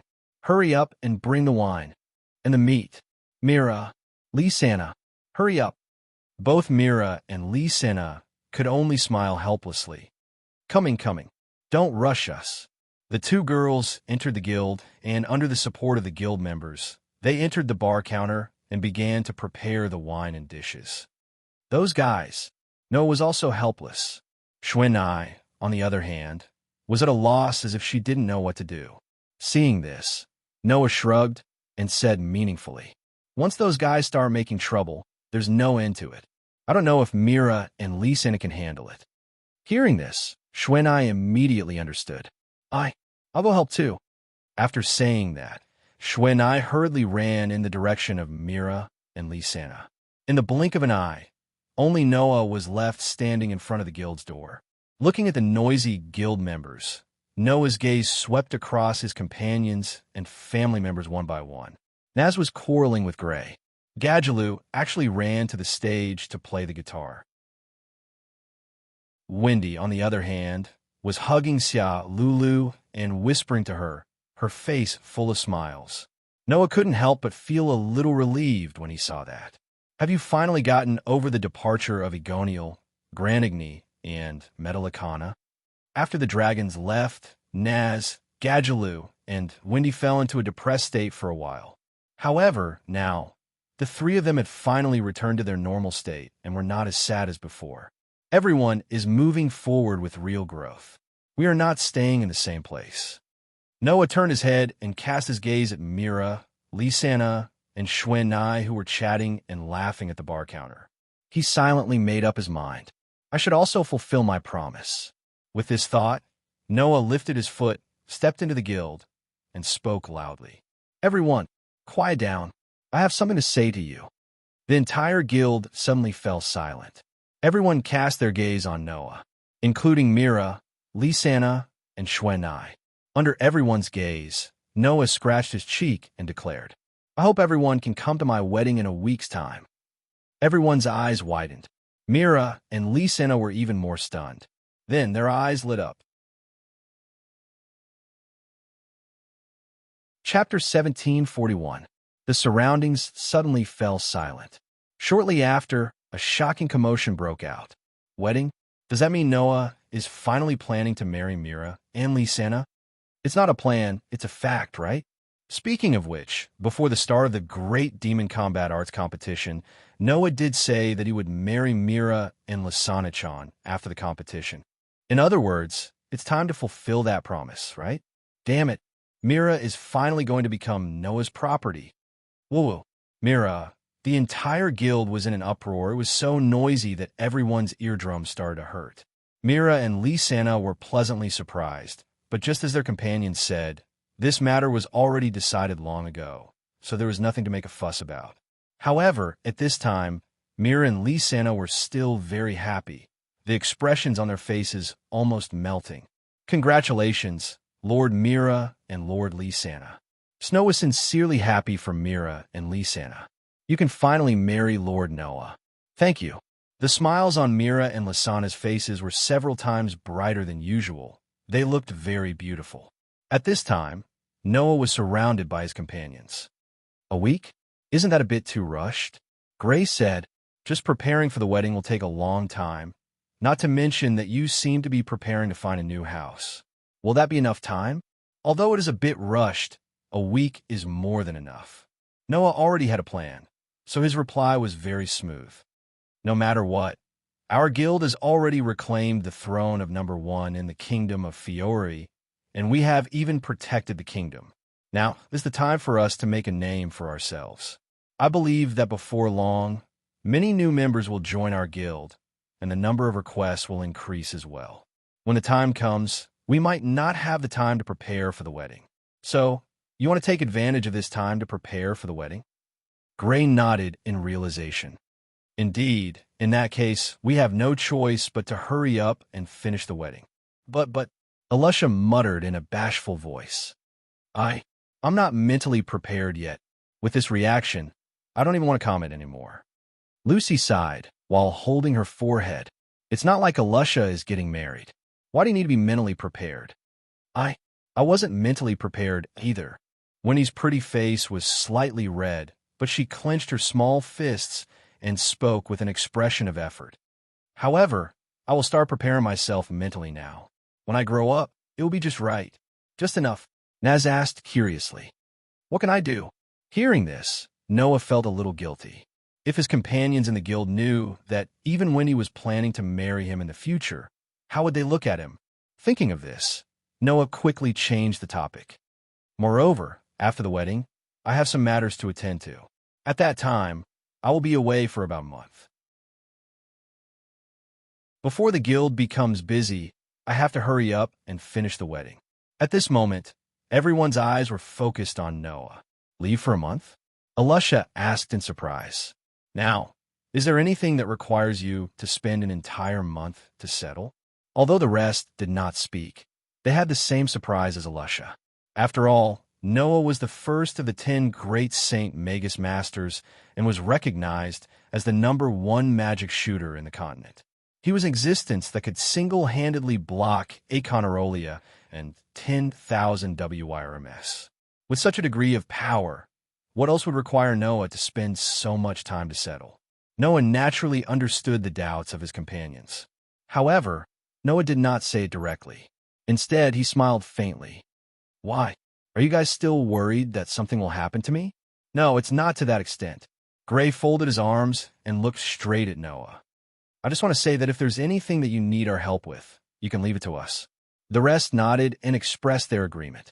Well, no matter what, you're now the president. You can't let the president solve everything, right?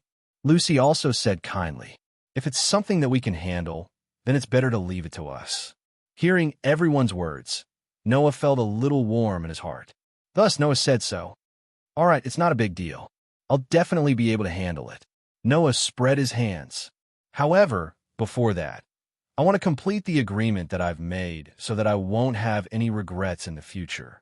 At this point, Noah suddenly smiled. Of course, the agreement I'm referring to is not only to marry the person I love. Not only to marry the person you love. Everyone was stunned. Noah turned his gaze and looked in Naz's direction. His dark and deep eyes flashed with some light. What? Naz suddenly felt strange. Why are you looking at me like that? Naz. The corners of Noah's mouth slowly raised. Do you still remember the agreement that we had to fight after we became S-rank archmages together? This sentence made Naz's pair of eyes light up. The rest of Noah's companions more or less understood what Noah meant, and they were all surprised. Since then, it has been 7 years in this era. Noah looked at Naz closely. Although none of us became S-rank archmages, I directly became one of the 10 great saint archmages and succeeded the position of president. After your cultivation, your strength has also increased to the point where you can become an S-rank archmage. Now, it's time to fulfill the original agreement. Naz's eyes suddenly became serious, and he grinned with excitement and hot-bloodedness. In other words, Noah, are you finally going to fight with me? Of course not now. Noah smiled slightly and said so. The time is set to be after my wedding and before I leave. After the wedding, before leaving, Naz lowered his head and considered with an unprecedentedly serious expression. At this time, Naz stretched out one hand and grabbed his other arm tightly. A smile appeared on his face. Well, I also need some time to prepare. Naz's words surprised the surrounding companions. When did Naz prepare for a duel? But this time, Naz actually said that he needed time to prepare. What did this prove? It proved how serious Naz was about this duel. Noah, on the other hand, stared at Naz's right arm that was tightly gripped by his hand with a meaningful gaze. Naz was naturally very serious about this duel. However, if he needed time to prepare, did it mean that Naz had some hidden cards? As soon as this idea appeared, it had to be said that even Noah began to look forward to it. So, Noah made a prompt announcement. Well, before I leave, let's have a good fight. Yo, I'm burning. Naz laughed out loud and rushed in the direction of the door. In that case, I have to hurry up and prepare hubby, Isaac. Habby immediately flapped the wings on his back and shot out like an arrow, catching up to Naz. In the next second, Naz and hubby rushed out of the guild and soon disappeared without a trace. Until then, the crowd was in an uproar. The duel between Noah and Naz? Who will win? For that kind of thing, it's obvious that Noah will win. That's true. His companions in the guild were noisy like this. Only Alusha and Gray stared in the direction where Naz left, and their expressions were not very relaxed. Hey, Noah, you have to be careful, Gray said. That guy actually said that he needed to prepare. He must be hiding something. I have a feeling, Alusha said the same. Your duel with Naz will definitely not be as predictable as everyone said. I understand. Noah looked in the direction where Naz disappeared, and his eyes flickered. I know better than any of you that Naz is definitely not an opponent to be underestimated. Chapter 1742. In the end, because of the marriage and the duel happening at the same time to Noah, the entire guild was in an uproar from morning till night. Of course, even if nothing happened, the guild would always be this lively. However, with the marriage and the duel happening, the guild was undoubtedly several times livelier than usual. In Noah's opinion, his companions in the guild were actually a bunch of excited people who wanted to see the world in chaos. That was why the whole guild became so noisy after Noah announced these two things. As for Makarov, after Noah announced that he was going to get married in a week, he downed a few barrels of wine. Noah didn't know what Makarov's stomach was made of to drink like that, but Noah also knew that Makarov was just too happy. His grandson was finally going to get married. As a grandfather, how could Makarov not be happy? Hence, after downing a few barrels of wine, Makarov looked for Noah again, patted his chest, and said this. Aren't you going to look for a wedding house? Leave this matter to me. After leaving this sentence, Makarov directly slipped away and disappeared. Later, Noah found out that Makarov had dug out all his savings and spent a lot of money to buy a relatively luxurious house. That house was the wedding house that Makarov was going to give to Noah. Originally, Noah had planned to rely on his current reputation to find the most difficult and most rewarding task. After obtaining it, he would use the reward to buy a house and prepare for the wedding. Now, since Makarov had taken care of the task of finding a house, Noah's only task left was to prepare for the wedding. However, regarding the wedding preparation, Mira and Lisan had taken care of everything. You are now the guild leader. There are many things in the guild waiting for you to do. Mira said gently to Noah, So, about the wedding preparation, let us do it. I've been wanting to have a wedding for a long time. I have many ideas in my mind, Lysana said with a face full of excitement. Brother Noah, you can't fight with me, okay? Seeing that Mira and Lysana were eager, Noah didn't want to dampen their spirits. He could only find Xue Nai and discuss the wedding with her. Noah came back to finish all the things that needed to be done and not leave himself with any regrets. Thus, the matter of Fairy Tale becoming the #1 guild in the Kingdom of Fiori had to be dealt with. The wedding of Mira and Lysana had to be dealt with, and the duel with Naz also had to be dealt with. Naturally, after the breakthrough in his relationship with Xue Nai, Noah couldn't ignore Xue Nai. In other words, Noah planned to let Yuno marry him and become his bride. Who knew? Regarding this matter, Xue Nai expressed the greatest degree of all. You can't. Lord Noah, Xue Nai said a bit anxiously to Noah. Lord Mira and Lord Lysana have already discussed the marriage with you for so long. Only now do they finally get what they wanted. How can I casually butt in? It seemed that Xue Nai thought that if he, a person who came out of nowhere, suddenly, but in Noah, Mira, and Lysana's wedding, then he would definitely be guilty of the most heinous crime. As long as I could be together with Lord Noah, I'm already very satisfied, Xue Nai said to Noah in a pleading manner. So, Lord Noah, I beg you, please don't let me butt in at this time. Noah could tell that Xue Nai was truly against this matter. It wasn't because Xue Nai had low self-esteem, believing that with her status, she shouldn't marry Noah. Instead, she believed that she was someone who came out of nowhere. If she married Noah at the same time as Mira and Lysana, then it really was too appropriate. Since Xue Nai was so against it, there was nothing Noah could do. He could only helplessly agree to Xue Nai's pleas and inwardly promise.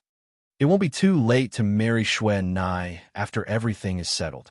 In any case, in the other worlds, the Elysian Sun and Luo how were also waiting for Noah. When the time came, he would capture all of these girls in one fell swoop and drag them into the church. That would be enough. This thought became the most shameless thought in Noah's life. However, it had to be said that this was indeed Noah's heartfelt words. As such, everything was decided. All that was left was to take action, because everything that needed to be done was taken care of by others. Noah, instead, became the most idle person. He was idle all the way until nighttime. After everyone left the guild and the doors were closed, Noah returned to his room and laid down on his bed. Clang! At the next moment, a series of dazzling silver light and resplendent platinum light bloomed from Noah's back at the same time. They turned into a series of light particles and condensed into 2 elven young ladies with silver hair that was as gentle and beautiful as moonlight. The moment they appeared, Athena spoke indifferently. Finally, you're almost done with the things that you need to do in this world. Yes. Noah closed his eyes. However, it's not time to leave yet. You seem to be looking forward to the wedding with those 2 girls, Athena said expressionlessly. You're my destined person. You're the one who's about to enter the battlefield. What? Noah didn't open his eyes. Do you want to say that you're against my wedding with Mila and Lysana? I don't have such thoughts. A beautiful wife waiting for you at home is the best way to encourage a warrior. Once a man thinks of having a wife waiting for him at home, no matter who it is, they will explode with a strong survival instinct. Athena glanced at Noah. I just want to remind you, don't forget that you can't slack off because of the life that you're looking forward to. You don't need to say this. I understand. Noah finally opened his eyes and looked at the ceiling. I just don't want to leave behind any regrets. Noah's words elicited a reaction from Aster, who had been silent the whole time. Not only this world. Aster's mysterious eyes turned to Noah. Master also wants to go to other worlds and work hard to not leave behind any regrets. Noah was startled. He didn't expect Aster, who liked to throw tantrums, to suddenly say such words. Not to mention Noah, even Athena was surprised. Holy Sword Spirit, it's rare to hear such rational words from you. I'm just saying what's in my heart. Aster's expression didn't change at all.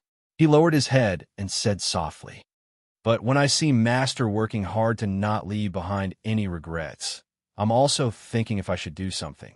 This time, even Noah was surprised. Aster? Noah sat up and looked at Aster. Is there something you want to do too? Aster was silent for a while before he spoke. A long time ago, my master and I destroyed the Demon King together. Now, the Demon King has appeared again. So, I was wondering if I should go and settle things with him. Without a doubt, the people Aster mentioned could only be Lotus and Lestia. I didn't expect Aster to be thinking about the same thing as me. Noah reached out his hand and patted Aster's head, but his eyes were looking outside the window. I'm also thinking that after I'm done with this world, I'll return to the Elven world and settle things with Lotus. This was the next thing Noah wanted to do. After all, it could be said that Noah was the one who changed Lotus' fate. No matter what, Noah had the obligation to settle things with her. Perhaps because Aster saw through Noah's thoughts, he took the initiative to mention this matter. No matter what, I'm still Master's sword. Aster said as usual. Everything will be as you wish. Noah smiled and continued to stroke Aster's head. Together with Athena, they looked at the night sky outside the window and enjoyed this rare moment of tranquility. Chapter 1743. After that, just as Noah had predicted, because Fairy Tale had regained the glory of being the #1 guild in the Fiori Kingdom, many magic shooters came to join the guild the next day. Noah did not accept all the magic shooters who came to join the guild because of its reputation. Instead, he went through a series of tests. The content of the tests was not strength. In fact, whether or not one had strength was secondary.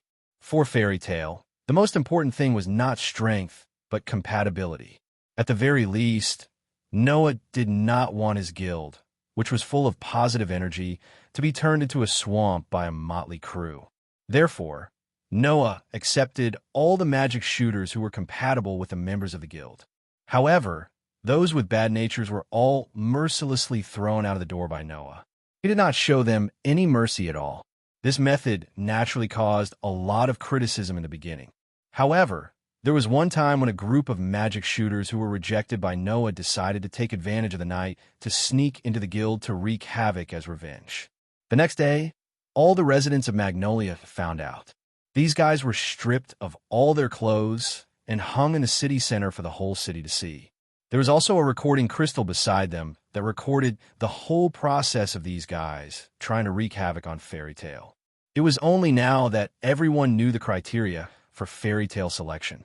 They no longer had any objections to it, and even started to promote it, causing Fairy Tale's popularity to become more and more prosperous. Apart from that, commissions from all over the kingdom were gradually finding their way to Fairy Tale, allowing the guild's career to return to its peak, perhaps even surpassing it. Under such circumstances, in addition to the 30 million J reward for winning the Great Demon Combat Arts competition, the guild's operations were finally on the right track. Just like that, a week passed in the blink of an eye as the whole Fairy Tale gradually got on the right track. Today was the day of Noah's wedding. Wow! In a room in Strauss House, Lucy and Snow, who were dressed in bridesmaid attire, looked at the two girls standing in front of them and couldn't help but gasp in amazement. She was wearing a wedding dress that was as white as snow. They were holding extremely beautiful flowers in their hands. Mira and Lysina stood side by side in front of a full-body mirror. Looking at themselves in the mirror, their delicate faces looked a little dazed, but they couldn't hide the happiness between their brows no matter how hard they tried. Lysina, in particular, looked at herself in the mirror in her wedding dress, her eyes a little moist. Big Sister Mira. Lysana's eyes were slightly red as she spoke. Am I dreaming? Looking at Lysina like this, Mira smiled knowingly. She reached out and gently hugged Lysina, patting her sister's back as she spoke softly. Lysina will become the most beautiful bride today. This is definitely not a dream. Unlike the gentle and caring Mira, Lysana's maiden's heart. Myra's greatest wish was to live happily with Noah for the rest of their lives. Lysana's greatest wish was to become Noah's bride. One yearned for the days to come. The other yearned for the moment when she became the bride of her sweetheart. Although the things they yearned for were different, there was no doubt that these two sisters were in love with Noah. Today was the wedding of these two sisters and Noah. Lysana, who had always dreamed of becoming Noah's bride, had finally waited for this day to come. Thus, looking at herself in the mirror in her wedding dress, Lysana couldn't help but feel the emotions in her heart. Her eyes really did turn red. All right, today is a happy day. You can't have this expression. Mira cupped Lysana's face and gently wiped away some of the tears in her sister's eyes. However, her own eyes were also a little wet. It's okay. Lysana will definitely be happy in the future. Sister promises you. Yes. Lysana nodded heavily and smiled. The same goes for Sister Mira. You will definitely be happy with me. That's right. Mira smiled gently. We will definitely be happy together. Seeing the Strauss sisters hugging each other tightly to vent the emotions in their hearts, Lucy and Shirley looked at each other and smiled. All right. It's not like you two have to separate. In the future, you will always live together. Don't make it seem like you're going to separate. Lucy clapped her hands and said with a smile, Noah is already waiting for you. Brides, don't let your groom wait too long. That's right. Shirley nodded. Lord Noah definitely doesn't want to see Lady Mira and Lady Lysana's eyes red. You two can't cry. Mira and Lysana looked at each other and smiled. They nodded and separated from each other. Then Lucy and Shirley stepped forward at the same time, and each of them held the hands of the two brides. Let's go. Mira and Lysana tightened the bouquet in their hands and took a deep breath. After a while, they nodded. At the same time, in one of the guild's rooms, Noah was also prepared. Phew! Wearing a suit as white as snow, Noah constantly checked if there was anything messy on his body while nervously asking his companions in the room. This should be fine, right? This is the 4th time you've asked this, Gray said helplessly. It's really fine. It's neat enough. It won't be embarrassing. Apart from Gray, Laxes was also present. How surprising. Raxes made a rare, teasing remark. I didn't expect you to be nervous. Hearing this, Noah couldn't help but smile bitterly. It had to be said that Noah was more or less nervous. In the past, let alone a small wedding, Noah had experienced even bigger occasions. However, for some reason, at this time, Noah couldn't help but feel nervous. Well, after all, it's a matter of a lifetime. Gray spread his hands and said to Noah, even if it's you, it's inevitable that you'll be nervous, right? Maybe that's the reason. Noah adjusted his collar a little, then seemed to think of something and looked at Gray. By the way, did you find Naz? Since the last time in the guild, Naz had threatened to prepare for the duel with Noah and rushed out of the guild. This guy had disappeared for a whole week, completely disappearing without a trace. In order to find Naz, everyone went to his house and even asked around the city. In the end, they found out that Naz didn't return home at all this week. Instead, he seemed to have left Magnolia and entered a deep mountain. In order not to let Naz miss his wedding, Noah had asked some of the new members in the guild to go to the mountains to find him.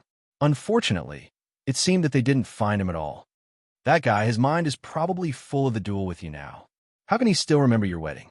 Gray curled his lips. He should have forgotten long ago, right? Well, he's Naz after all, Laxes said so generously. If not, then he's not Naz. Really? Noah said with regret. In other words, Naz won't come to my wedding, right? For that idiot, a wedding is obviously not as important as a meal. Gray patted Noah on the shoulder. You don't have to take it to heart. I know, I just feel that it's a pity. Noah smiled slightly. Besides, Naz is now carefully preparing for the duel with me. I have nothing to complain about. That's good. Laxes glanced at the clock on the wall and said, it's about time. It's time to go. Hearing this, Noah took a deep breath like Mira and Lysana and then nodded. Then let's go. Chapter 1744. In Magnolia, there was a church. The size of the church was considered large, so the residents of Magnolia called it the cathedral. However, the location of the cathedral was a little remote, and it was not very lively on normal days. Sometimes, not many people would go there. But today, the cathedral seemed to be quite lively. Ding-dong, ding-dong, ding-dong, ding-dong. The melodious sound of the bell echoed throughout the entire cathedral. At this moment, the sound of cannon salutes rang out. At this moment, the people were cheering. In such a lively atmosphere, in front of the cathedral, the sorcerers from Fairy Tale were all dressed in formal attire. Each of them had a smile on their faces, and they held wine glasses in their hands as they laughed and chatted with each other. In addition to the sorcerers from Fairy Tale, many of the residents of Magnolia had also heard the news and gathered around the periphery of the cathedral to watch. It caused a lot of chatter, and it was very lively. In fact, this kind of liveliness could have been multiplied several times or even dozens of times. After all, the person getting married today was not an ordinary person. He was a hero who saved the country a week ago and received the title of one of the 10 Saint Sorcerers, the strongest sorcerer in the continent.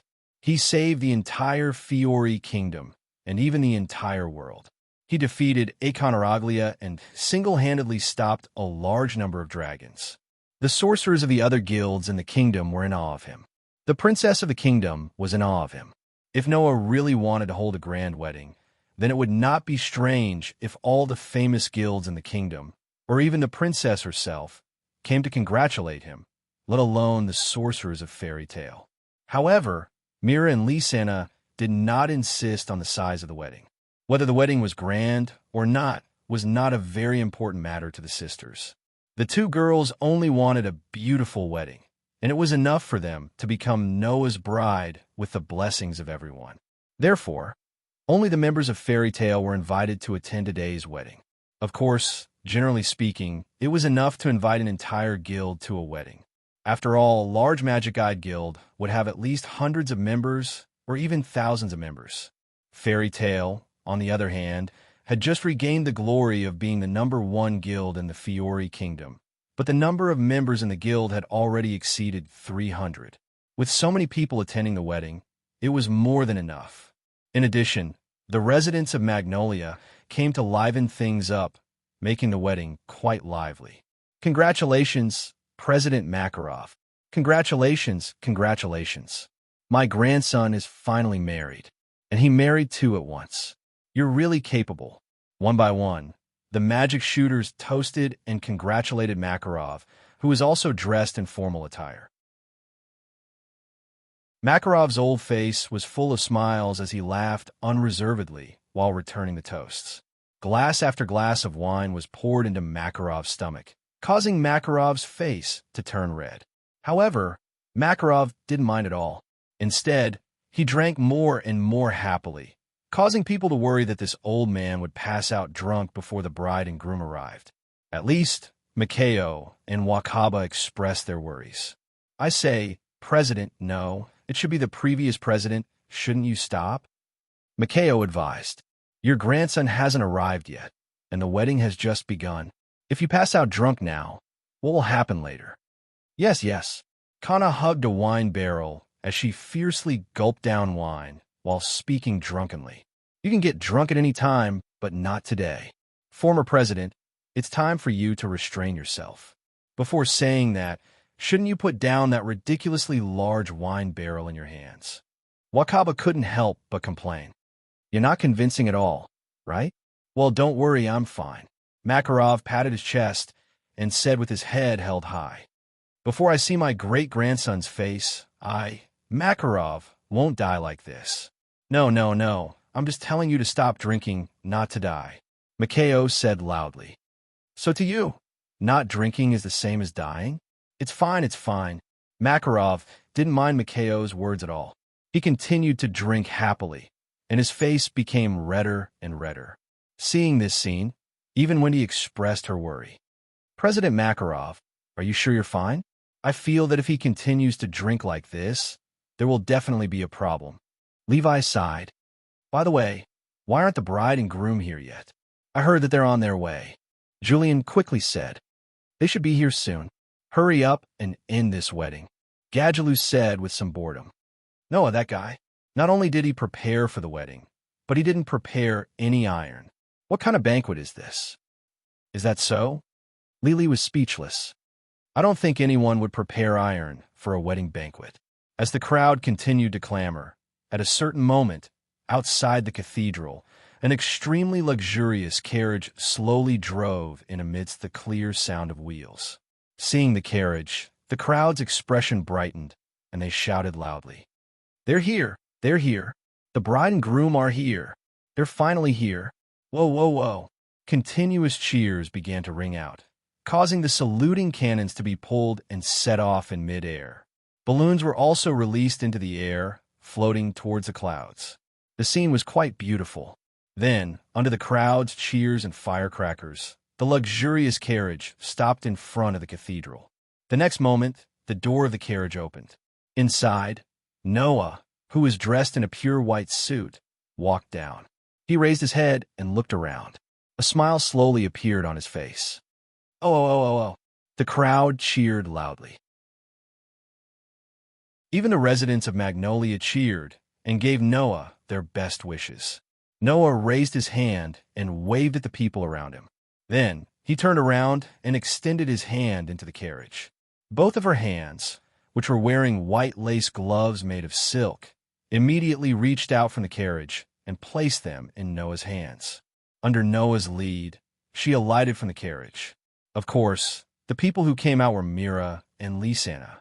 Oh, looking at the two girls who were wearing a pure white wedding dress and holding bright flowers in their hands, with an unconcealable smile on their faces and some shyness and nervousness on their faces, many people in the crowd let out sighs of amazement. When were women at their most beautiful? Everyone had their own opinion on this question. However, everyone present had the same thought in their minds at this moment. That was at this moment, Mira and Lisanna, in their pure white wedding gowns, were undoubtedly the most beautiful in their lives. Mira was the most popular top model. When she wore a wedding gown, she was so beautiful that people could not take their eyes off her. Lisanna did not have Mira's gentleness and sweetness, but she was more pretty, cute, and mischievous. When she wore a wedding gown, she was equally beautiful. The most beautiful appearance of the two sisters was displayed in front of everyone. How could they not be stunned? In response, Mira and Lisanna only held one of Noah's hands each. Under Noah's lead, they walked along the red carpet, step by step, with smiles on their faces. There was only one person at the front of the red carpet. That person was Makarov. The blush on Makarov's face had disappeared without a trace, as if his performance had been fake. He looked at the couple walking slowly towards him, his face full of gratification. In this way, Noah brought the two brides to Makarov. Their eyes met. Chapter 1745. Looking at the short and old Makarov with a face full of wrinkles, Noah couldn't help but feel sour in his heart. He still remembered that when he was just born and entered this world, Noah didn't have anything other than the appearance and intelligence of a 10-year-old child. He didn't have parents who gave birth to him and didn't have an innocent childhood. He didn't have any memories of being alive and didn't even have a clue of where he came from. His language was completely different from the people of this world. He didn't have any decent clothes on him. As if he was abandoned, Noah was sent to this world and appeared in the forest alone. Everything around him was unfamiliar to Noah at that time. The wild beasts and magical beasts in the forest even treated him as food and were in a very dangerous situation. It was at that time that Makarov found Noah and brought Noah to Fairy Tale. He took him as his adopted grandson and raised Noah. According to Gaia and Aleya, Makarov, finding Noah and letting Noah join Fairy Tale, seemed to have been arranged by the world. However, this didn't mean that Makarov's feelings for Noah were fake. Makarov wasn't on guard against Noah, who had an unknown background and identity. He also didn't care about it and treated Noah as his own grandson. He treated Noah as if he was his own grandson. At that time, Noah's magic was too strong and his magic went berserk many times, almost destroying the guild.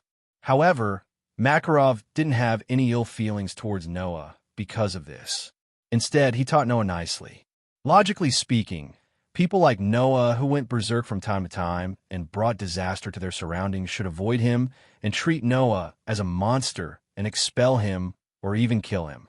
However, Makarov always believed in Noah's character. He believed that power itself wasn't wrong, but the person who used it was at fault. He didn't have the slightest bit of impatience and taught Noah, guiding Noah to the right path. Compared to Gaia and Alea, who were chosen by many worlds to be Noah's guides. Makarov was Noah's true guide. Without Makarov, there would be no Noah today. To this day, it had only been about 10 years since he first met Makarov and joined Fairy Tale, based on Noah's sense of time. In 10 years, it was this old man, who was twice as short as Noah, who had raised Noah into an adult. Thinking of the past, Noah had the urge to cry at this moment. Noah could tell everyone with certainty that he had never wanted to cry in his life. However, at this moment, the emotions in Noah's heart were surging, causing his eyes to turn red bit by bit. Perhaps because they felt Noah's emotions, Mira and Lysana hugged Noah's arm tightly and looked straight at Noah's face, silently comforting him. Noah looked at Makarov and said with a hoarse voice, "Grandfather."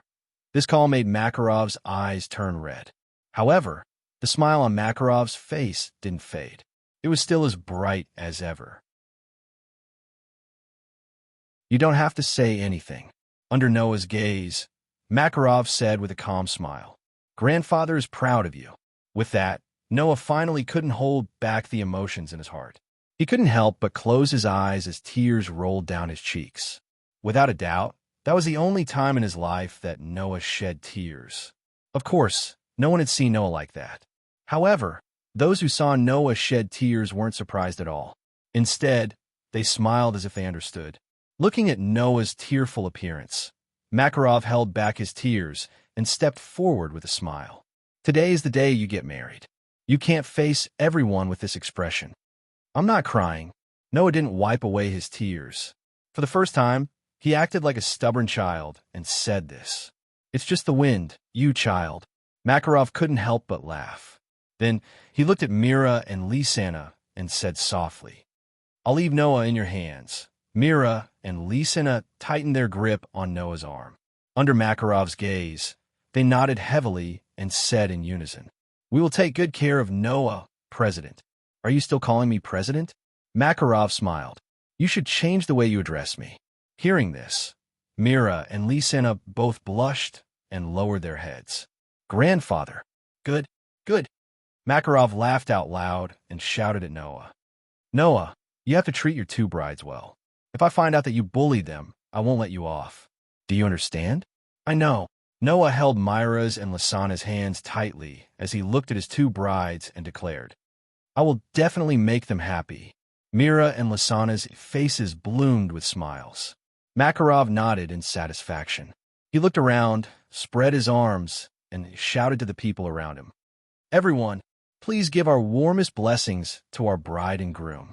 As soon as he finished speaking, clap, clap, clap, clap, a burst of warm applause sounded from the surroundings. The group of magic shooters belonging to Fairy Tale were also shouting nonstop. "Noah, don't bully our Mira-chan. Don't bully Lysana-chan either.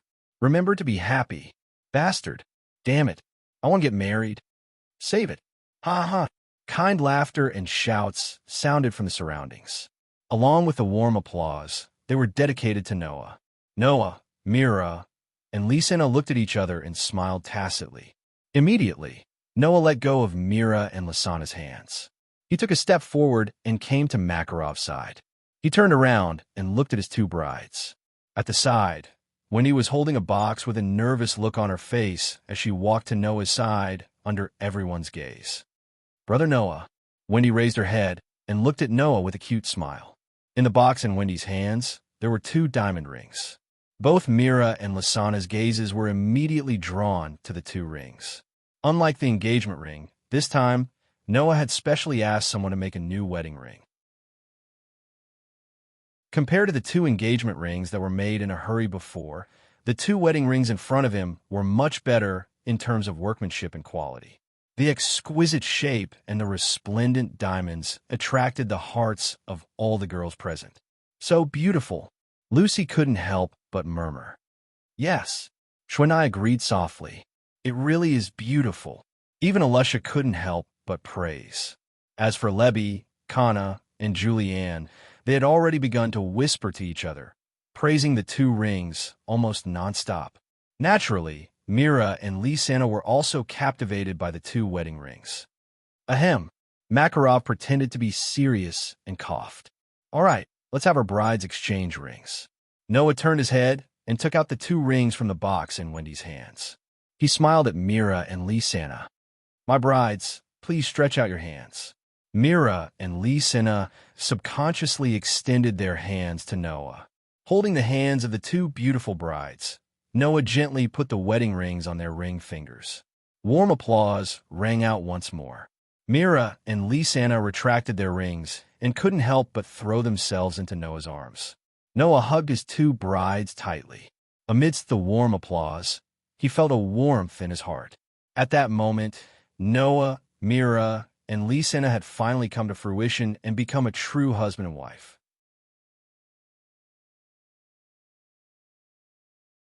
Chapter 1746. Chirp, chirp, chirp, chirp. When the sun rose into the sky and illuminated the land, the melodious chirping of birds echoed under the clouds, announcing the beginning of a beautiful morning. Under the bright sunlight, Magnolia was still sitting on the ground as usual. On the streets, people came and went. Beside the stalls, people were making a lot of noise. Shouts and noises rang out from the relatively large city. Mixed with the melodious chirping of birds, it actually gave people a sense of tranquility. In such a magnolia, on a busy street facing the sea, there was a house.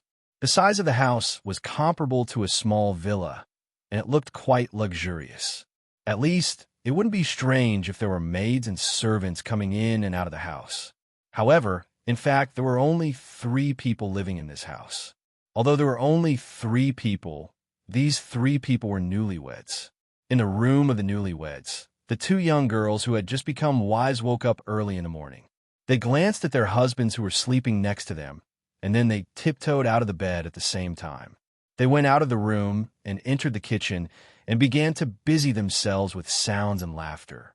Not long after, Noah also woke up amidst the waves of sweet laughter.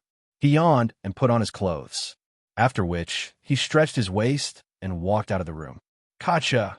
The sound of the door opening attracted the attention of the 2 sisters who were busy in the kitchen. Brother Noah. Lysana was the first to greet Noah. Good morning. Good morning. Noah returned the greeting, but still looked a little sleepy. Good morning, Mira. Good morning. Mira chuckled softly and said in a gentle and considerate manner, The breakfast will be ready soon. Just wait for a while. It's all right. The guild is gradually getting on the right track. Even if I don't stay in the guild all the time, there won't be any problems, Noah said lazily as he walked towards the sofa and sat down. So, you guys just have to take it slow. Mira looked at Noah's lazy expression and smiled helplessly. On the other hand, Lysana puffed up her cheeks and said with some dissatisfaction, Big brother Noah, have you become a little lazy recently? Who's to blame for this? Noah said grumpily, Whether it's cleaning or cooking, all the household chores are taken care of by you 2 sisters. Even when I take a bath at night, you 2 will help me run the bath water. I have nothing to do at home, so how can I not be lazy? But don't you have a lot of things to deal with in the guild? Mira asked, chuckling. We were worried that you would be exhausted, so we didn't want you to be busy. Besides, family matters are what we should do. Big brother Noah, you don't know how lucky you are. Lysana raised the spatula in her hand, looking indignant. With me and Sister Mira as your wives, what's there to be dissatisfied with? I've never said that I was dissatisfied, right? Noah said with a bitter smile. Even if there's something I'm dissatisfied with, it's not because you 2 are so virtuous. Instead, shouldn't you change the way you call him Big Brother Noah? What does it matter? Big Brother Noah is Big Brother Noah, Lysana said matter-of-factly. I've been calling him that since I was young. Is there a problem? There's a big problem. Noah rolled his eyes. If others know that I let my wife call me Big Brother, how will they look at me? Is that so? Lysana tilted her head and asked in puzzlement. But they're used to it. Mira couldn't help but laugh out loud, and she couldn't help but say this. Besides, even if others look at Noah differently, it'll still be interesting.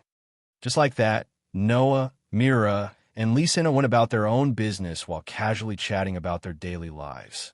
That scene gave people the feeling that the 3 of them had lived together for a long time. However, There was nothing strange about it. Although it was Noah's first time living with Mira and Lysena, the three of them were childhood playmates who grew up together. They knew each other very well, and there was no need for them to be afraid. Furthermore, Mira and Lysena were biological sisters who had been living together since they were young. There was no place that they were unfamiliar with. Therefore, there was no sense of awkwardness when the three of them lived together. Furthermore, Mira and Lysena had been living together with Elfman in the first place. To Mira and Lysena, it was just a change of residence. Furthermore, the person living with them had changed from a younger brother to a husband. Looking at the two newlyweds who were busy in the kitchen, Noah smiled. After a moment of silence, he suddenly spoke. I plan to leave the guild for a period of time tomorrow. During this period, the two of you have to take good care of yourselves. That one sentence made Mira and Lysena stop what they were doing. Mira and Lysena had already known that Noah planned to leave for a period of time to settle some matters. Hence, the two of them weren't too surprised.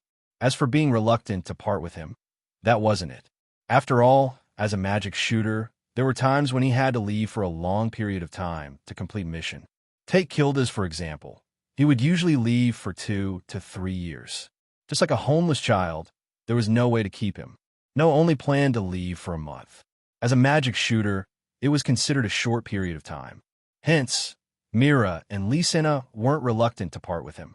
However, they still turned to look at Noah. Are you planning to leave tomorrow? Mira asked thoughtfully. Then we'll help you settle the matters in the guild. Yes, Lysena said dutifully. In the past, I've been helping the president. No, helping Grandpa with the guild's matters. Also, Grandpa sometimes has to go out for regular meetings. Sister Mira and I are handling the guild's matters. There won't be a problem if you leave it to us. I just want you guys to help me deal with the guild's affairs for the time being, Noah said, smiling. However, if you're too busy, you can't tire yourself out. It's okay. If it's really necessary, Shu and I and Alusha will help us too. You can rest assured and settle your own matters. Mira smiled gently. Do you need to pack anything? Just in case, help me prepare some food and clothes. Noah raised his hand. Suddenly, a ray of light flashed in his hand and turned into a card. This gift card can be used to store food and clothes. It can also store items like magic crystals, magical weapons, and even magic-guided weapons. Just help me put some food, water, and clothes in. In other words, it's something like a storage space for magical equipment, right? Lysena stepped forward and took the gift card from Noah's hand. She flipped through it curiously while praising it. It can also store food and water. With this, it'll be much more convenient, even if it's a long-term mission. Now, I even used this to store Aster and Athena's elven equipment. Noah shrugged. Although the two of them were very dissatisfied at first, Mira and Lysena couldn't help but laugh when they heard that. Have a good rest today, Mira said. Food, water, and clothes. We'll prepare them for you. Okay. Noah leaned on the sofa comfortably, his expression becoming lazy again. Sorry to trouble you, my wives. The two sisters immediately smiled like flowers. Obviously, they were very happy with Noah's words. Oh, right. Lysena suddenly remembered something and asked. Then, what about the duel between Brother Noah and Naz? The duel with Naz? Noah opened his eyes, the lazy expression on his face fading away. Then, Noah took out a piece of paper from his pocket. There was a line of words written on the paper. Looking at the words, Noah slowly raised the corner of his mouth. Don't worry, before leaving tomorrow, I'll finish it.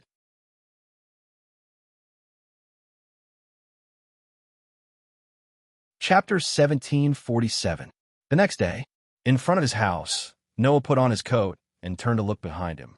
Mira and Lysena were standing side by side. Brother Noah. Lysena handed the dark gold gift card to Noah. Food, water, and clothes are all prepared. The amount is enough to last you 3 months.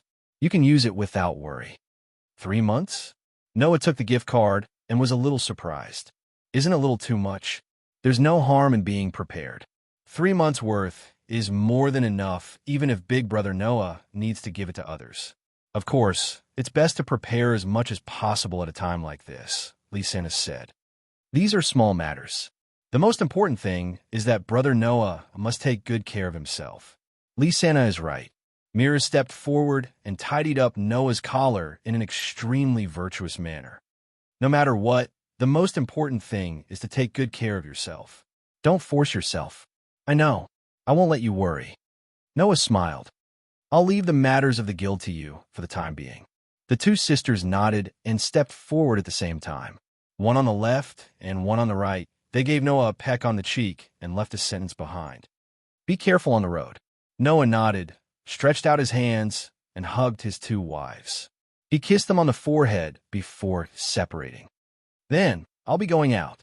After that, Noah opened the door and slowly left the city under the gaze of Mira and Lysana.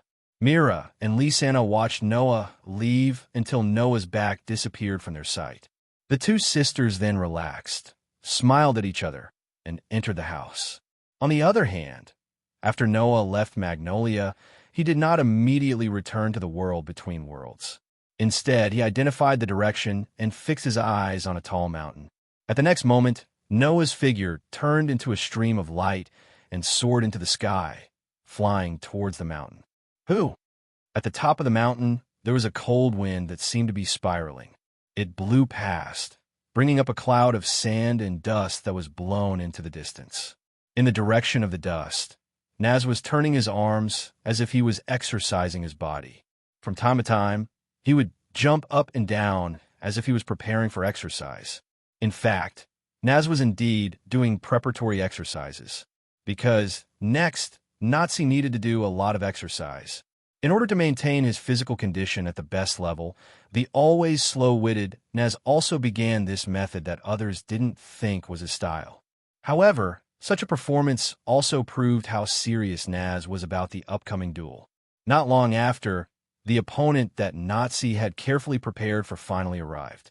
Phew! In the sharp sound of breaking the air, a streamer of light burst from the horizon. It was like a thunderbolt, fiercely falling on the ground. With a pung sound, it stirred up a thick cloud of dust. At the same time, Naz suddenly stopped the movements of his hands. His eyes seemed to be burning with flames, surging with an extremely bright expression. Immediately, under Naz's gaze, the thick sand in front of him slowly dissipated, revealing a figure in the air. Sorry, Naz. Noah raised his head and met Naz's gaze. The corner of his mouth lifted slightly. I'm not too late, right? I'm too late. Naz grinned and said so. I'm already burning up. In that case, when you sent the challenge letter to me, you should have marked the time on it, right? Noah took out a piece of paper from his arms and said helplessly, in the end, you only told me a vague location and didn't even mark the time. Who knows if I will make you wait for a long time? Naz seemed to have just recalled this matter and said in a sudden realization, if that's the case, it should be like this. Noah was speechless. This so-called challenge letter was found on the bar counter of the guild the night before when Noah was about to go home. Although there was no signature and no identification, Noah almost immediately understood who this challenge letter belonged to. Except for Naz, there was no other candidate. However, the person who helped Naz to send the challenge letter to the guild should be Hubby, right? Thinking of this, Noah glanced around, but he didn't find Hubby. Seeing Noah looking around, Naz surprisingly understood what Noah was looking for and said this directly. Don't look for Hubby. I asked him to go back to the guild first. Really? Noah was taken aback slightly. In other words, this time only the two of us will have a duel? Yes. Naz stretched out his left hand and held his right arm tightly. After all, in order to draw out the power in my body, I have already forced myself. Finally, I was very lucky to succeed in the situation of risking my life, but that's it. I don't have the confidence to control it all. If Hubby is here, I don't know if you'll be hurt. Draw out the power in your body. Noah raised his eyebrows and looked at Naz's right arm. Only then did Noah notice. There was a bandage wrapped around Naz's right arm. That doesn't seem to be because of injury. With Noah's perception ability, he could vaguely feel it. Under the bandage, there was a rather scorching breath undulating. So, Noah's face slowly showed an expression of as expected. Do you really have a hidden trump card? That's not my hidden trump card, but a gift from someone else. Naz's gaze had been fixed on Noah, but he began to untie the bandage wrapped around his right arm. Although I'm very unwilling, I know that it's impossible to win against you with my own strength, so I can only put my mind on this power. With such a sentence, Naz suddenly tore off the bandage on his right arm. This power belongs to the dragon. When these words came out of Naz's mouth, a terrifying heat surged from his body. Chi chi chi chi. Around Naz, the air began to distort, and even smoke rose as if it was on fire, making a scorching sound. The entire space seemed to have been roasted into a fiery red color. Boom! With a burst of sound, Naz's right arm began to burn with flames. The flame actually increased the surrounding heat by another level, causing the ground under Naz's feet to be melted by the amazing heat and began to sink. Seeing this scene, Noah's eyes narrowed, because under Noah's perception ability, at this time, Naz's magic power was showing a trend of crazy skyrocketing. It kept rising, and his aura also became more and more terrifying. That aura almost instantly skyrocketed to the level that surpassed Elusha and Kagura, and even surpassed Jura immediately. Moreover, it was still rising. In the blink of an eye, under Noah's perception ability, Naz's magic power suddenly rose to the level that was comparable to the most vicious and evil black mage in history, and even surpassed it in the past. What does this mean? It means that Naz's power, which was at the bottom of the 5-digit level at the beginning, instantly rose to the level of the gods in the box, which was the peak of the 5-digit level. No, it's not just the peak of the 5-digit level. The power of that aura is extremely close to the 4-digit level. It's only one step away from reaching the 4-digit level. Naz. Noah was really surprised. Naz grinned, and his eyes flashed. Take this, Noah. As soon as his voice fell, boom. In the next moment, Naz tightened his body. Under the situation where the ground was crushed, he stirred up a hurricane impact. Like a bullet out of a barrel, he violently shot in front of Noah. Hiya! In the midst of the violent roar, Naz's entire body surged with surging flames. As Noah's pupils suddenly shrank, Naz charged in Noah's direction and fiercely blasted out a shocking punch. Boom! A burst of scorching flames exploded on top of the mountain, attacking in all directions.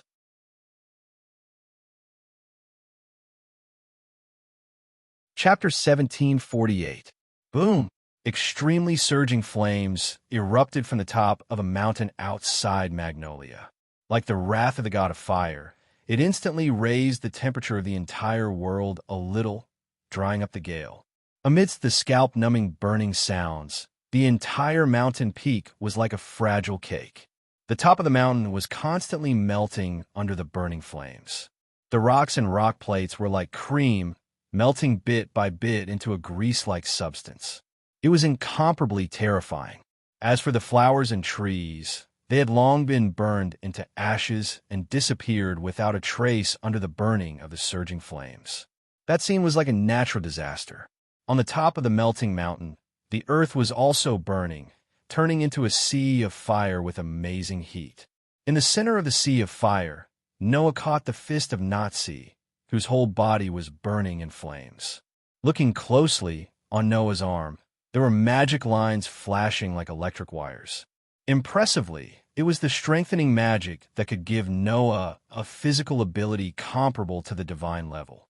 However, the sleeve on Noah's arm had long been burned to the point that not a single trace of ash could be seen. It's really amazing. Noah sensed the astonishing heat that was constantly being released from Naz's body. An inconceivable light appeared in his deep, dark eyes. Nazi, I didn't expect you to have this level of power. It's you who is amazing. You actually took this punch head-on. As expected of Noah. Nazi was like a warrior, showing a vigorous smile. However, as I said before, this power doesn't belong to me. It's the power of the dragon. The power of the dragon. Noah's eyes flickered. Could it be what? Have you guessed it? Nazi grinned. Yes, this is the power that Ignir left for me. The Fire Dragon King, Ignir. That was an absolute powerhouse in the Dragon Clan, someone who even dared to face Iconaraglia. The Dragon Clan's Fire Dragon Clan even worshipped him as their king.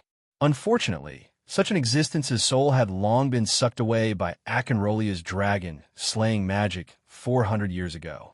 Only his power remained in Naz's body to prolong his life.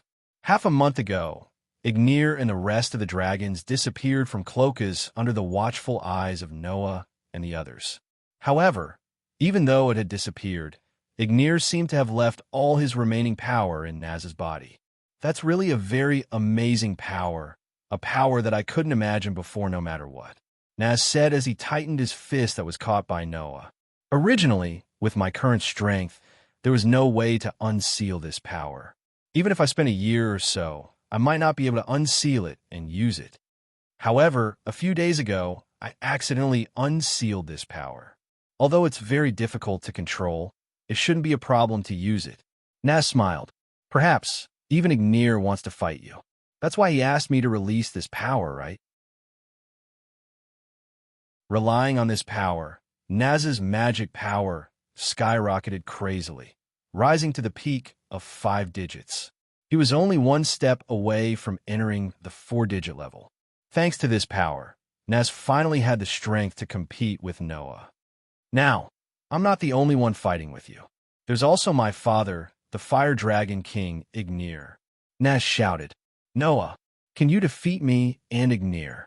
As soon as his voice fell, an amazing flame burned wildly on Naz's right fist, releasing a terrifying heat. In that scorching flame, Noah could vaguely see. On Naz's right arm, a dragon tattoo was branded there. That was the power that Ignir left for Naz. Relying on this power, Naz roared violently. With a shake of his arm, he brought out an extremely terrifying flame and blasted it in Noah's direction without any fancy moves. Wherever the fist passed, the air was burned and exploded, causing a series of sonic booms. The momentum was quite terrifying. Even Noah didn't dare to be careless in the face of this level of power. At that moment, Noah's hands and feet flashed with electric, line-like magic lines. After that, Noah fiercely clenched his fist, bringing along a cold, blade-like force. And as fast as lightning, he met Naz's fist head-on without showing any signs of weakness. Bang! The fist that carried a powerful gust of wind and the fist that carried a shocking amount of heat collided fiercely, causing a terrifying gust of wind ripple and surging waves of fire to surge out, instantly expanding to a distance of several dozen meters. Kacha, kacha, kacha. On the ground, cracks spread rapidly from the feet of Noah and Naz. The powerful force that swept out first shook the ground into layers of cracks.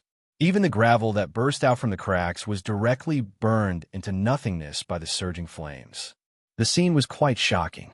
In such a collision, a figure retreated violently from the surging gale and wave of fire, as if he was blown away, looking a little embarrassed. That person was Noah. For the first time, Noah fell into a disadvantageous position and was suppressed by Naz. In the surging gale and wave of fire, Naz, whose whole body was burning with flames, rushed out with a terrifying momentum and heat to the front of Noah. Fire Dragon King's bursting fist. The fist burning with flames was like a meteorite, causing a sonic boom along the way. It blasted mercilessly toward Noah's face. Before the fist hit, the flames on it made the bangs on Noah's forehead seem to be burned, emitting a burnt smell. Facing Naz's attack, Noah was secretly speechless and tightened his feet. Mana veins that looked like electric wires flickered on it, increasing the power of Noah's feet. As he stomped on the ground, some of the gravel on the ground cracked, and his figure flashed away, dodging the terrifying punch. It's not over yet. After the punch missed, Naz not only did not stop, but both of his hands were burning with surging flames. Like a furious fire dragon, he repeatedly blasted out heavy meteorite-like fists in the direction of Noah.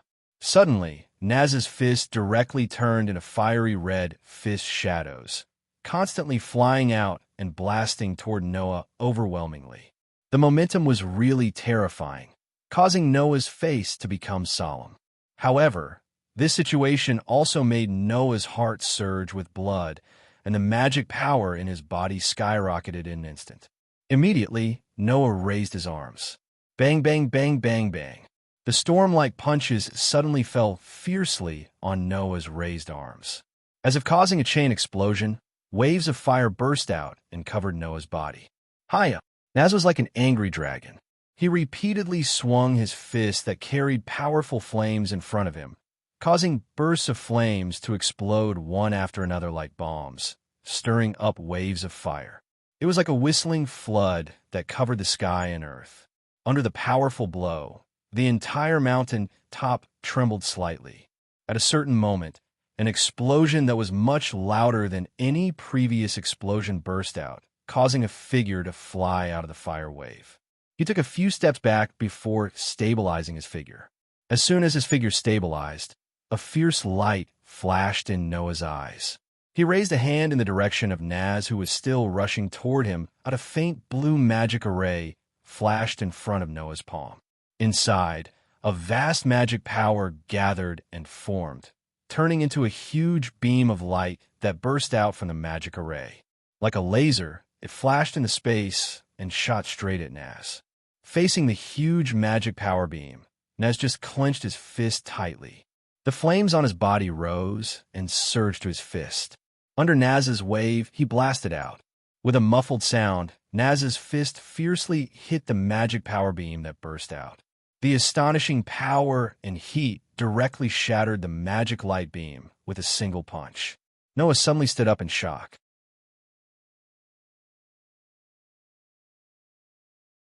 Chapter 1749. After obtaining Ignir's power, Naz's strength had really skyrocketed to a level that even Noah had to treat with caution. He was at the top of the 5-digit level, and even close to the 4-digit level. That level of power was enough to threaten Noah. After all, if he only used strengthening magic, although Noah could obtain a physical ability comparable to a 5-digit level, it was at best a physical ability. Under such circumstances, compared to Naz, who was infinitely close to the 4-digit level, Noah would undoubtedly be weaker. However, Noah did not expect that even the magic cannon would be shattered by Naz's punch, and it could not play any role at all. It was conceivable how powerful Naz was now. Although he kept saying that he could not completely control Ignir's power, Naz might not have realized that as the battle progressed, he was becoming more and more proficient in controlling his current power. If this continued, perhaps Naz would be able to completely control Ignir's power in the future. At that time, Naz was likely to directly break through to the 4-digit level. "You're really powerful, Naz." In Noah's surprise, Naz, who had shattered the magic light beam with one punch, rushed toward Noah with an indomitable momentum. The flames on his fist surged wildly, making Noah feel a sense of alarm. Hiya, hiya! In the midst of the violent roar, Naz's figure was like an exploding rocket, and he rushed above Noah's head. His fist, which was surging with surging flames, seemed to be roaring and turned into an overwhelming punch, waving at Noah's body like a storm. All the space in his field of vision was occupied by the overwhelming flaming fist shadows. The dark and deep eyes were rendered as sparkling as gemstones by the color of the flames. Looking at the curtain of fists that shrouded him like a storm with a faint dragon-like roar, Noah took a deep breath, and the magic power in his body surged out like a surging river. Clang! On Noah's pair of arms, the electric line-like magic lines flashed with an unprecedentedly bright light. Noah directly raised his arms and faced the overwhelming flaming fist shadows. He also waved his fists rapidly, not to be outdone. Bang, bang, bang, bang, bang. Amidst the muffled sounds, the fists carrying flames and the fists carrying strong winds constantly collided with each other, causing circles of shock waves to shake the air. Every time they collided, cracks that were nearly half a meter deep would appear where Noah's feet were on the ground, causing the ground to sink layer by layer. After obtaining Ignir's power, Naz used the Dragon Slayer magic like a real dragon. Every punch made Noah feel a sense of heaviness. However, despite the heaviness, Naz's punches were not to the point where even Noah couldn't take them. Coupled with his superb perception ability, Naz's seemingly stormy punches.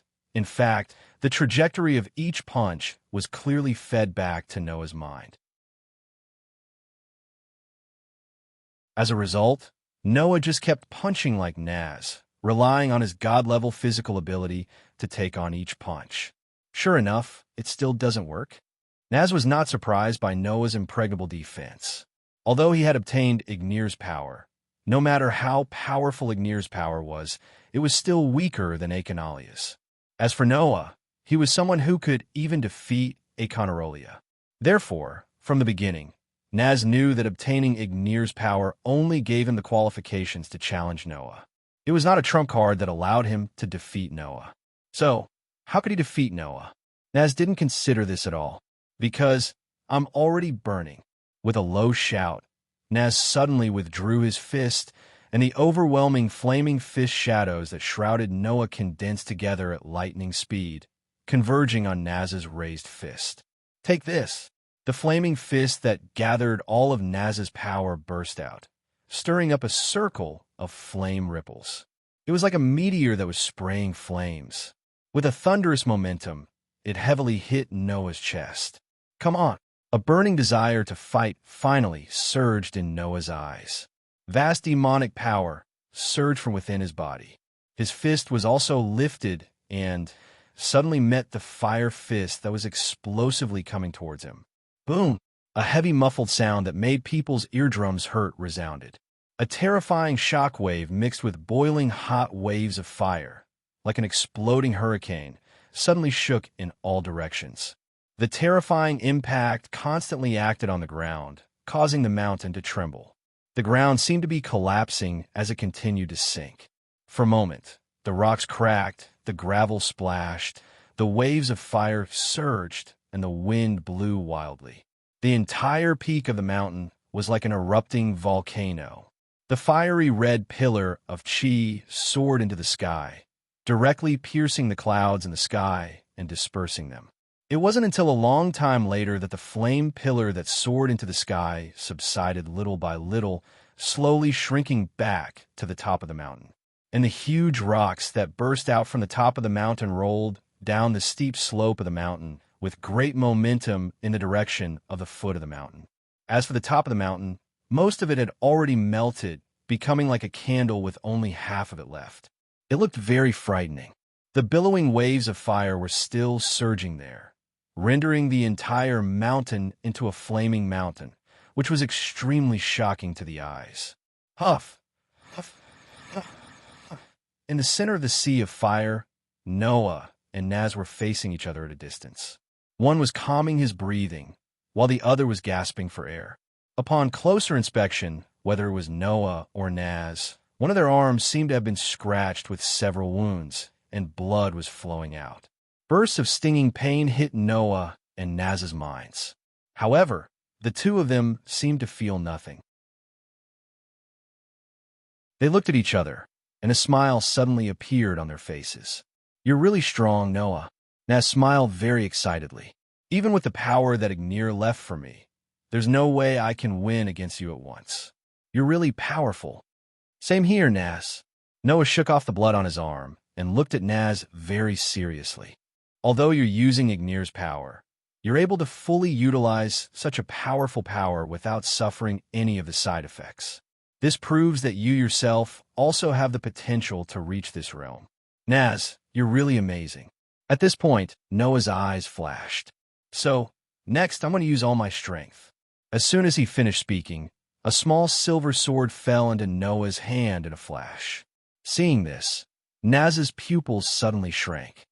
Cold Steel Queen, the holy sword that slays demons and demons, turn into a sword of steel and bestow me with divine power dash. In the incantation written in Elvish, a brilliant white light bloomed from Noah's hand. The Elvish device, which had the shape of a silver holy sword, suddenly appeared in Noah's hand in a burst of dazzling light particles. Noah held it tightly. "It's time to decide the winner. Naz." Noah raised the holy sword in his hand and pointed at Naz from afar. "Next attack. I'll knock you down." Hearing this, Naz clenched his fist and the corners of his mouth curled up little by little. Immediately, an unprecedentedly hot flame burst out from Naz's body. Just what I want. The flame that released heat that could melt the earth was like a whirlpool that spun on Naz's fist. The magic power that was as ferocious as a Tyrannosaurus Rex burst out from Naz's body like a flood. In the blink of an eye, it condensed into a huge fire dragon. The huge fire dragon roared behind Naz, stirring up rolling sound waves that turned into an impact wind. It expanded continuously and annihilated the surrounding burning sea of fire. One side was holding the holy sword that shone with a brilliant white light.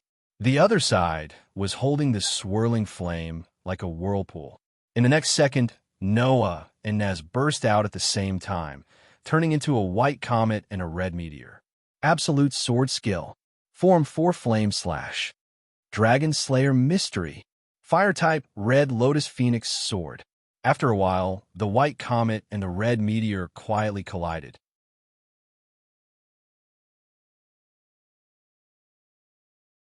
Chapter 1750.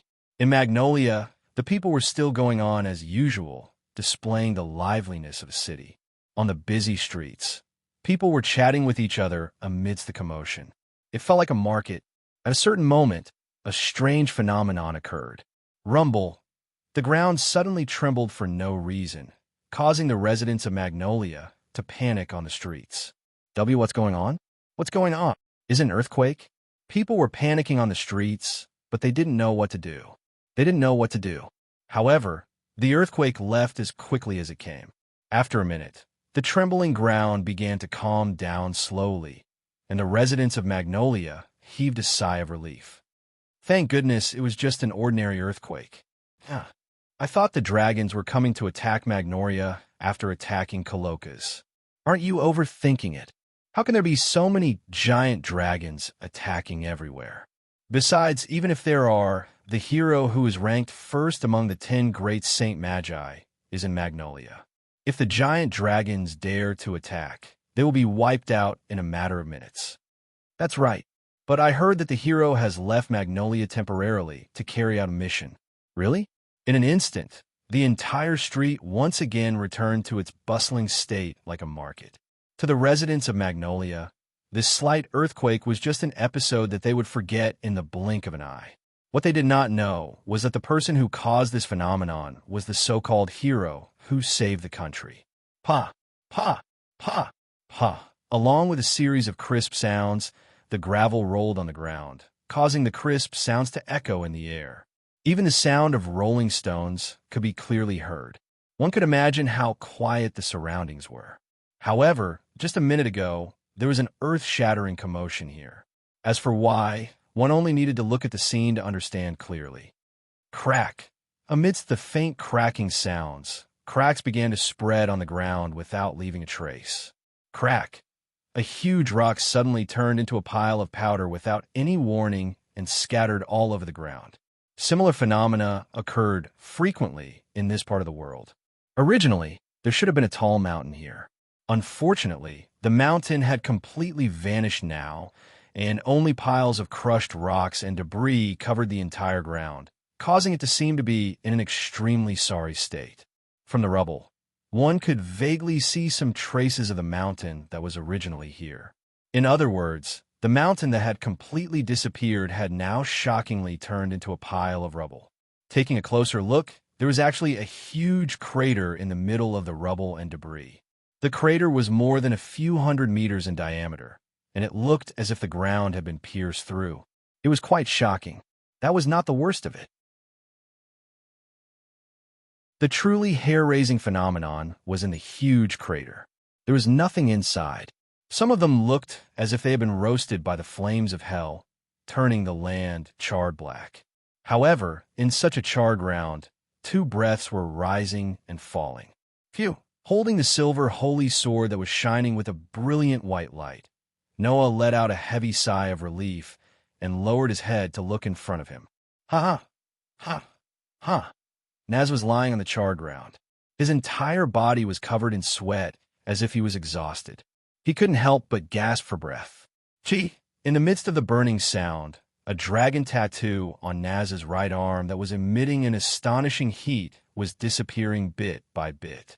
With the disappearance of the dragon tattoo, the aura on Naz's body also gradually faded. In the end, it fell to its usual level. Clearly feeling this change, Noah laughed bitterly. As expected, the power that Ignir left for you is only temporary. Moreover, after using it once, it will disappear and never come back. The bitter smile on Naz's face became even more intense. In the end, I still can't defeat you? With that said, Naz's face was filled with an extremely strong sense of unwillingness. Of course, he was unwilling. Since he was young, the person that Naz wanted to defeat the most was Noah. However, as he grew older, Noah grew at an astonishing speed, making Naz feel that he could not catch up. This time, with the help of the power left by Ignir, he could finally compete with Noah. In the end, he still could not win even after trying his best. How could the competitive Naz be willing to accept this? However, while he was unwilling, Naz also felt a kind of joy from the bottom of his heart. That was the satisfaction that could only be felt after fighting with all his strength. Perhaps everyone thought that Naz was just a person who did not admit defeat. In fact, Naz was very unwilling to admit defeat and even very competitive. However, what Naz wanted to enjoy the most was not the result, but the process of the duel. In such a mood, Naz cast his gaze on Noah. While panting violently, a big smile appeared on his face as if it came from the bottom of his heart. Let's have a showdown next time. Hearing this, Noah was startled at first, and then he smiled as well. Yeah. Noah extended his hand to Naz, who was lying on the ground. Let's have a showdown next time. Naz grinned and raised his hand with difficulty. Slowly but firmly, he held Noah's outstretched hand and held it tightly with Noah's hand. A ray of sunlight shone down from the clouds in the sky and hit Noah and Naz's tightly held hands. Although it was only two very small human hands that were equivalent to the entire world, at this moment, the world seemed to revolve around these two protagonists, causing the sky to be illuminated by the sunlight. This scene happened to fall into the eyes of a person, in the eyes of a petite girl who looked like a fairy. The child of the world and the child of the dragon. Mavis smiled. What an incredible two children. The place called Between the Worlds was still as pure white as ever, without a single trace of filth. Pieces of pure white feathers fluttered around. Waves of soft white light emitted from those feathers, illuminating the world. That scene was like a dream. It was so beautiful. However, above this pure white world, in the sky, there was a crystal clear barrier covering the entire sky. Outside the barrier, the Grim Reapers in red robes were like phantoms that constantly wandered around. They were densely packed and filled the entire sky, making people feel very uncomfortable. Noah, who returned here, raised his head almost immediately and looked at the sky. After confirming that there was no problem with the barrier, he breathed a sigh of relief. Then, Noah turned his head and looked in another direction. There, an outline connected to 10 patterns, with a sun imprinted in the center. There were 24 engraved stone plates suspended in the air. Around the stone plate, strange and incomprehensible characters revolved around it, slowly rotating. On both sides of the stone plate, Gaia and Aleia closed their eyes, their palms facing forward. A piece of sparkling crystal was there, slowly rotating and releasing waves of white mist. Under Gaia and Aleia's control, the mist was injected into the stone plate bit by bit. Noah could feel it. As this scene progressed, the stone plate began to undergo a qualitative change. However, this change was not complete, and it needed time to slowly settle. Seeing this, Noah understood. Gaia and Aleia's work was not complete. Just right, I will have more time to do what I want to do. After saying this, Noah turned around and slightly raised his hand. A feather suddenly floated in front of Noah. Noah stretched out his finger and lightly touched the feather. In the next second, Noah disappeared from where he was, allowing the source of this pure white world to return to its original tranquility.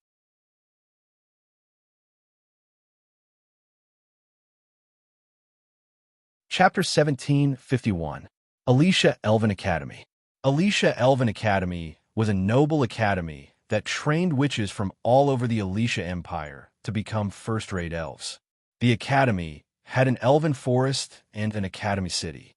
It occupied a vast area, and teachers who were as powerful as the elven knights of the imperial capital stayed here. It was not inferior to a small country, so this academy was like a small independent country with a strong sense of autonomy. Recently, the atmosphere in Alicia Elf Academy had gradually become tense to the point that even outsiders could feel it. The reason was very simple. It was because the Elven Sword Dance Festival was about to begin. It was a sacrifice to the Elven King, who was equivalent to the world itself. At the same time, it was the largest ceremony to determine the strongest Elven envoy, the Elven Sword Dance Festival.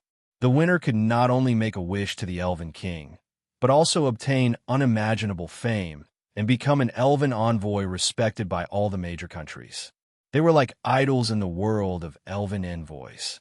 Of course, those who could participate in the Elven Sword Dance Festival were the true elites carefully selected from all the major countries. Therefore, Alicia Elven Academy, as an academy that specialized in nurturing outstanding Elven envoys, was able to recommend 3 teams to participate in the festival. From this, one could see the status of Alicia Elven Academy in the Alicia Empire. Not to mention, the dean of the academy was also known as the strongest Elven envoy on the continent. She was known as the Dusk Witch by the people. In order to compete for the right to participate in the Elven Sword Dance Festival, the atmosphere in Alicia Elven Academy had been very tense recently. Because this year's Elven Sword Dance Festival was a team competition, it required the participants to form a team of 5. During this period of time, not only were the students in the academy caught up in the competition for talents, but they also frequently participated in team battles for the sake of ranking, trying to squeeze into the top 3 and obtain the right to participate in the competition.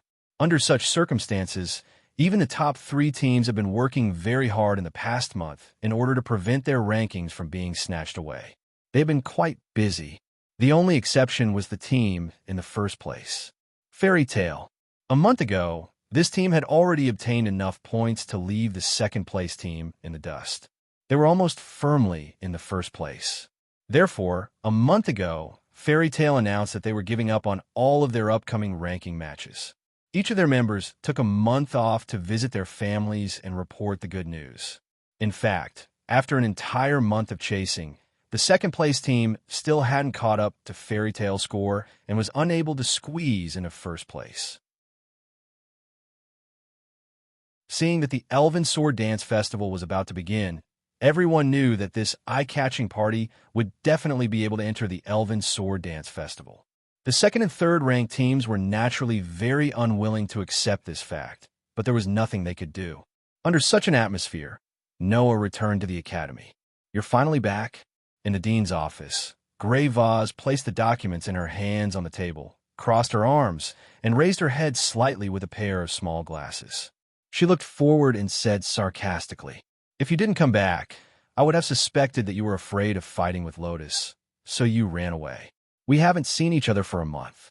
You just came back, and you're using this kind of tone to mock your own student?" Noah said with narrowed eyes. "You actually still have the energy to mock me. Looks like I don't have to worry about whether you need to lie in the ward again." A month ago, Grey Vaz was still lying in the hospital bed recuperating.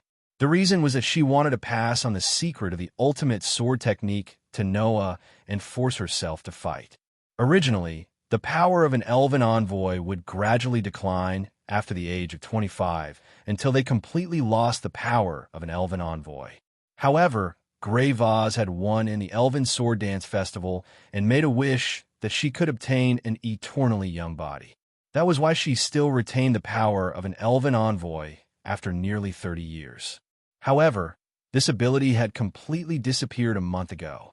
In order to pass on the secret of the ultimate sword technique to Noah, Grey Vaz didn't care about the side effects of the curse engraving in her heart and forced herself to fight.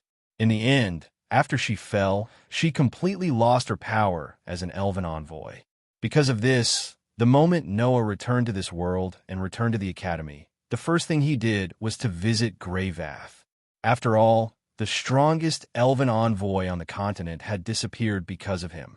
Noah should show some concern no matter what. Who would have thought that this witch's personality was still so bad? She offended Noah right away, making Noah speechless. And this result was obviously what Greyvath wanted to see. There's no need for unnecessary concern. Just like what you see now, I'm very well. There's no problem at all. Greyvath said slowly. Kid, you just like to worry. Undoubtedly, you're a big man, but you're acting coy like a little woman. You won't be able to win the favor of girls like this. Noah really wanted to tell Greyvath that he had just gotten married to two delicate beauties. In addition, there were many people he wanted to marry. He was sure that he would be much happier than a certain witch who was already 40 years old and still hadn't found anyone to marry. However, of course, once this sentence came out of Noah's mouth, Greyvath would definitely kill him. Of course, it wasn't a real kill, but a social kill. Forget it. I've indeed seen that you're more energetic than anyone else. I'm just here to report to you, lest the great witch really thinks that I've escaped. Noah pursed his lips and asked, Oh, right. Are the others back? Your harem members? Greyvath replied half-heartedly. No, none of them are back yet, but they should be back soon. So, if you want to harm someone, you'd better take advantage of this period of time to get it done. But remember, don't get anyone pregnant. Otherwise, I won't be able to explain it to the nobles. Although Noah really wanted to refute Greyvath's words, he knew that it would only give Greyvath more opportunities to tease him. Thus, he suppressed his urge and sighed. Since that's the case, I'll head back first. Go ahead. Greyvath picked up the document on the table again and browsed through it while speaking without raising her head. Remember not to wander around and cause unnecessary trouble for me. Noah ignored Greyvath's obvious teasing. He waved his hand, turned around, and walked towards the door. After Noah left, Greyvath raised her head from the document in her hand and looked towards the door. She sighed faintly. You're not going to ask anything? Greyvath thought that Noah would definitely ask her why she insisted on letting him participate in the Elven Sword Dance Festival. She didn't expect that Noah didn't ask anything. Should I say that you're considerate, or that you're too indifferent? Greyvath laughed self-deprecatingly. But you might hope now. I can only rely on you, kid. On the other hand, Noah, who had just left the dean's office, walked along the corridor of the academy and attracted a lot of attention. Quick, look, that male elf is back. It's true. It wasn't easy for me to not have to worry about being tainted. What should I do now? Yep, but don't you think that he's actually very handsome? Well, a little bit. If I'm tainted by him, I think it's not bad. All of a sudden, all sorts of unscrupulous conversations could be heard from the surroundings. Noah had a feeling that he hadn't felt in a long time.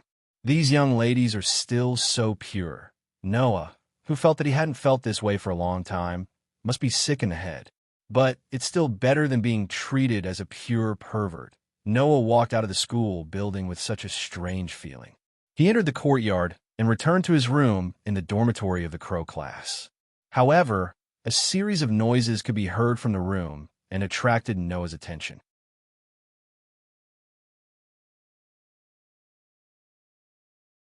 Chapter 1752. A melodious hum faintly sounded from the door and entered Noah's ears. Noah raised his eyebrows and began to mutter in his heart. Isn't she already back? Only a pure witch G could become an elf envoy. Thus, in this elven academy, Noah was the only male. However, in the dormitory of the elven academy, two people shared a room. Thus, of course, Noah also had his own roommate. Since there was movement in Noah's room, there was no doubt that this roommate had returned. At that moment, Noah's eyes turned slightly, and he quietly opened the door and slipped in. As soon as he entered the room, the hum became clear and gave a warm feeling. Listening carefully, the melodious hum sounded from the kitchen. Noah quietly slipped to the kitchen door and looked inside.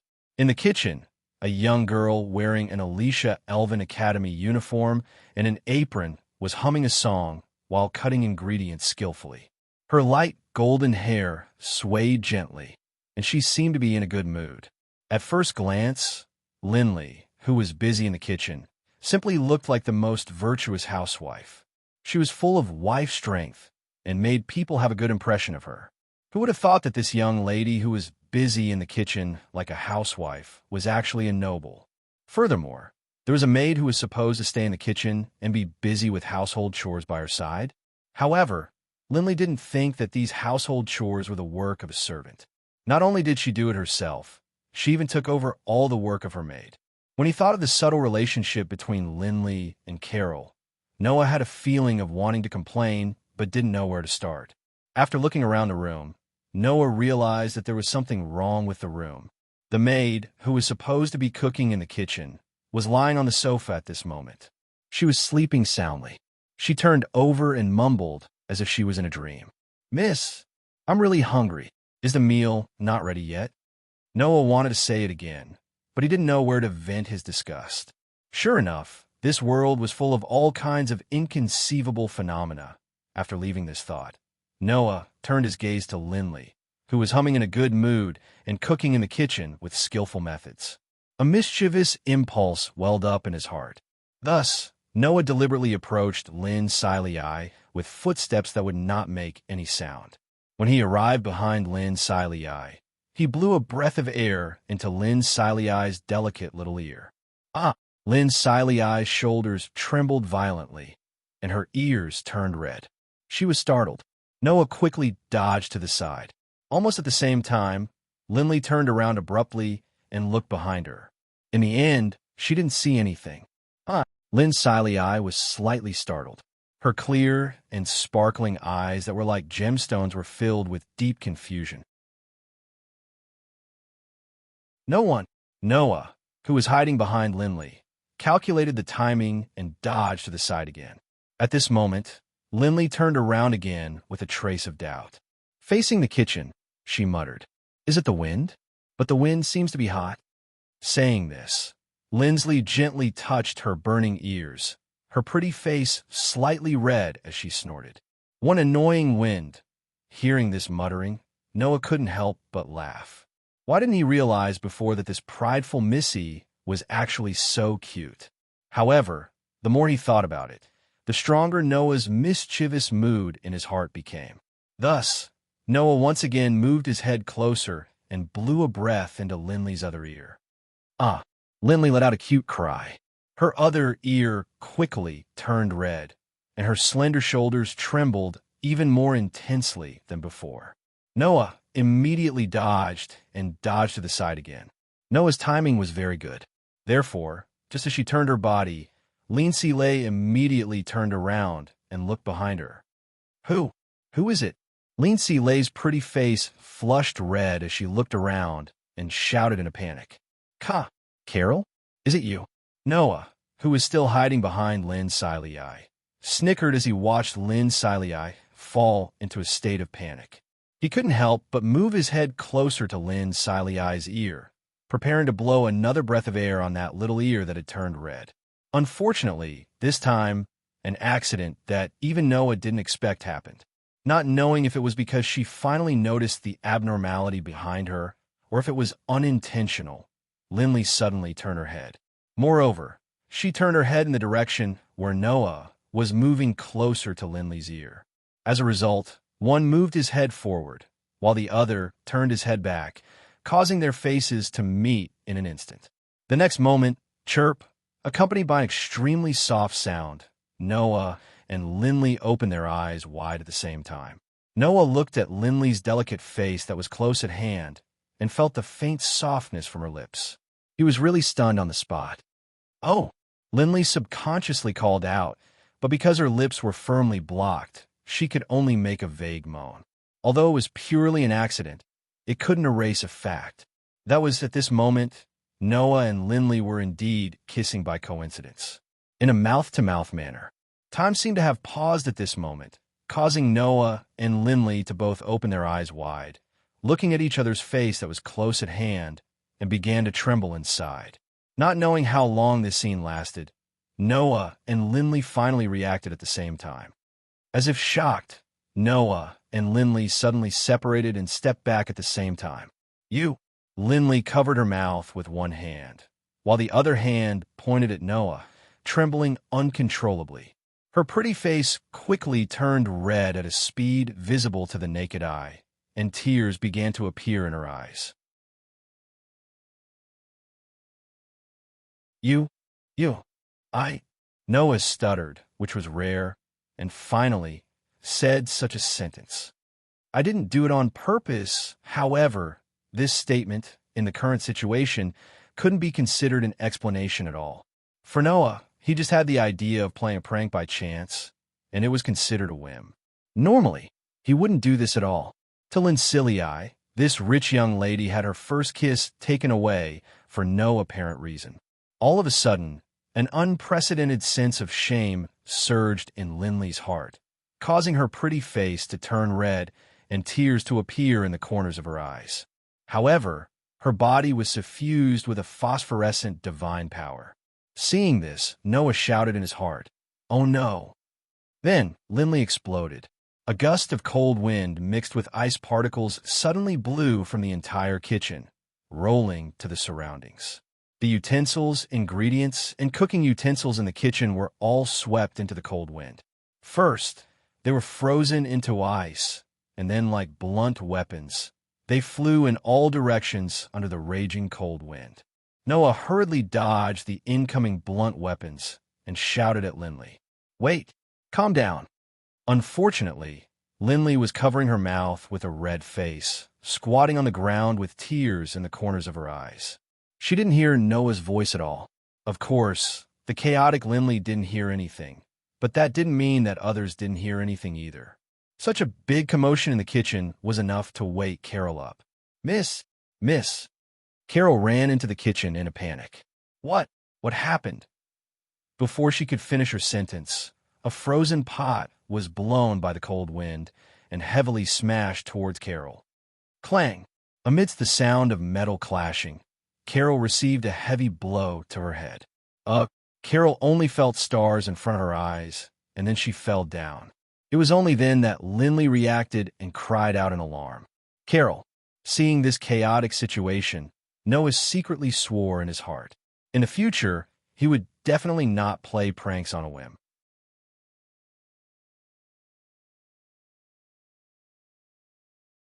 Chapter 1753. Ugh. In the room, Carol was lying on the sofa, looking dizzy as if she had not yet woken up from her dizziness. Carol. Lindley crouched in front of the sofa, looking at Carol with a worried expression, and then glared at Noah. "It's all your fault." Noah was really wronged. Perhaps the incident of him accidentally stealing Lindley's first kiss could be said to be Noah's fault. But for Carol to become like this, it was entirely because Lindley fell into a state of confusion and carelessly used her divine power, right? However, thinking about it carefully, the reason Lindley fell into a state of confusion was also because Noah stole this rich young Miss First Kiss. Therefore, if one were to think about it carefully, it was indeed Noah's fault. Okay, it's my fault. Noah could only raise his hands and surrender. Just tell me, how should I make it up to you? Make it up to you? Lindley pursed her lips and said shyly and angrily, That was my first kiss, the one and only most precious thing. You took my first kiss without permission. Nothing can make it up to you. Noah was immediately speechless. From a sentimental point of view, Lindley's words were indeed correct. However, why did it feel like the situation was suddenly very serious? Of course, the one who benefited was Noah. Noah did not lose anything, and even gained, so he had no right to speak. At that moment, Noah could only say so. Then what do you want? Lindley glared at Noah, her face still slightly red, but suddenly thought of something and clapped her hands fiercely. If that's the case, then go and steal Claire's first kiss. Noah's brain immediately crashed. Take away Claire's first kiss? What kind of situation was this? Are you sure you calmed down? Noah could only force out such a sentence. What's the point of stealing Claire's first kiss? Because I'm the only one who lost my precious first kiss. Isn't that unfair? Lynn's sily eye said indignantly. That would be letting Claire off too easily. That's why you have to steal her first kiss. That way, Claire and I will be even. What kind of logic was this? No, at least no one knew what Lindley was thinking. To put it simply, this rich young miss who viewed Claire as her sworn enemy must have thought that she had lost her first kiss while Claire still had her precious first kiss. That was why she suddenly said this, right? But isn't there something wrong with the comparison? I don't know what the point of doing this is. Noah rubbed his forehead and said directly, "So, please allow me to refuse." You actually dare to refuse the order of the daughter of the Lorenfrost family? Lindley's gaze towards Noah became more and more unfriendly. How dare you, and how irresponsible you are. Oh, Noah raised his eyebrows and said with a smile that wasn't smile. In other words, you wanted to take responsibility? Who? Who wants you to take responsibility? Lindley's pretty face turned red, and she shouted in embarrassment and anger. You want to marry into my Lorenfrost family? You're still too early. Marry into your family? Noah said in shock. It's just a kiss, and you're talking about marriage? Lindsay Lay was infuriated by his words. What do you mean it's just a kiss? Don't you know how important a kiss is to an elf envoy? Noah only remembered after being reminded by Lindley. For which G and high-ranking elves, a kiss represented the most sacred ceremony. For example, when Noah and Aster made a vow to be together forever, the way they did it was by kissing. Many retired elf envoys would even use their last bit of strength to make a kiss vow when they entered into marriage with their other half. The vow and ceremony made after a kiss was witnessed by the elf king and absolutely could not be violated. Once violated, no matter how powerful the elf envoy was, they would not be able to contract with elves anymore. In serious cases, even their divine power would gradually dissipate, and they would become an ordinary person. Therefore, for Lindley, this kiss with Noah might really be very important. It was important enough to be involved in marriage. When Lindley said that nothing can make up for it, it was not for emotional purposes. Even if it was for a rational reason, it was the most practical. Noah realized how serious a mistake he had made, and his expression became somewhat helpless. Okay, I take back what I just said, but what's done is done. Do you want me to give you another kiss? Wah! Lindley said in embarrassment and anger. You really are unforgivable. Seeing that Lindley was about to explode again, Noah was shocked. Just when Noah was thinking whether he should ignore everything and leave first, on the sofa, Carol suddenly let out a soft moan. Carol? Lindley was slightly delighted and hurriedly squatted in front of the sofa and said softly, Carol, are you awake? Seeing that Lindley's attention was distracted by Carol, Noah breathed a sigh of relief. Young miss. Carol seemed to still be in a daze. She clutched her head as she spoke. Why do I feel a little headache? Is it just a little painful? Lindley asked considerately. Other than the headache, do you feel anything else? Other feelings? Carol still had a confused look on her face. Then, she opened her mouth and asked, I'm also a little hungry. I know. I'll prepare something for you to eat first. Lindley nodded repeatedly. You should rest first. Okay, Carol responded, then closed her eyes and fell asleep. Noah, who silently watched this scene from the side, could not help but sigh. You're quite good to Carol. More than just good? Clearly, Carol had the title of a maid and didn't know how to do any household chores, but Lindley helped Carol solve all of her household chores. She even took care of this somewhat useless maid like a nanny. Generally speaking, this had long surpassed the category of good. However, Lindley said with some pride, as if it was a matter of course, the daughter of the Lawrence Frost family will not treat her servants badly. As a noble, helping the people around her is a matter of course. Although it was such a matter, that was your maid, helping her wash clothes and cook was a matter of course. Noah resisted the urge to complain and spread his hands. Nobles are really amazing. I can only express admiration. It's good that you know. Lindley nodded proudly, turned around, and just as she was about to enter the kitchen, she paused. Immediately, Lindley turned her head with a slightly red face and glared at Noah. Remember what happened today, and in the future, don't blow into my ear. Leaving this sentence, Lindley went straight into the kitchen, her pair of ears turning red. Seeing this, Noah scratched his cheek and muttered in his heart as if he had understood something. Could it be that the ear is Linley's sensitive point? Why did he suddenly feel like he had discovered something big enough to be silenced? That must be an illusion, right? Must be. It didn't take long for Linley to finish preparing the meal. However, Carol was already asleep and did not get up. Lynn Siley didn't disturb Carol's rest. She put down the food she had prepared and planned to heat it up for Carol when she woke up before giving it to her. Linley also prepared a portion for Noah. This surprised Noah. Noah thought that Linley already held a grudge against him. Now it seemed that this girl was indeed a good person. Of course, on the surface, Linley said so. It's just convenient. I didn't make it especially for you. This sentence, no matter how he heard it, sounded arrogant. Noah did not untactfully expose her. It was already good enough to have something to eat. The meal Linley prepared was an ordinary stew. Moreover, it tasted better than many of the chefs in high-class restaurants. Noah could not help but eat 2 more mouthfuls, and did not stop until his stomach was full. Looking at Noah eating so enthusiastically, Linley seemed to be a little happy.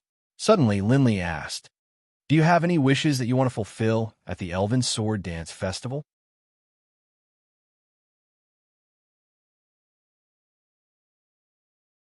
Chapter 1754.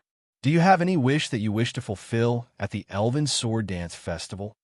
The sudden question made Noah, who was enjoying his meal, pause in his actions. He raised his head and looked at Linsley in confusion. "Why are you suddenly asking such a question?"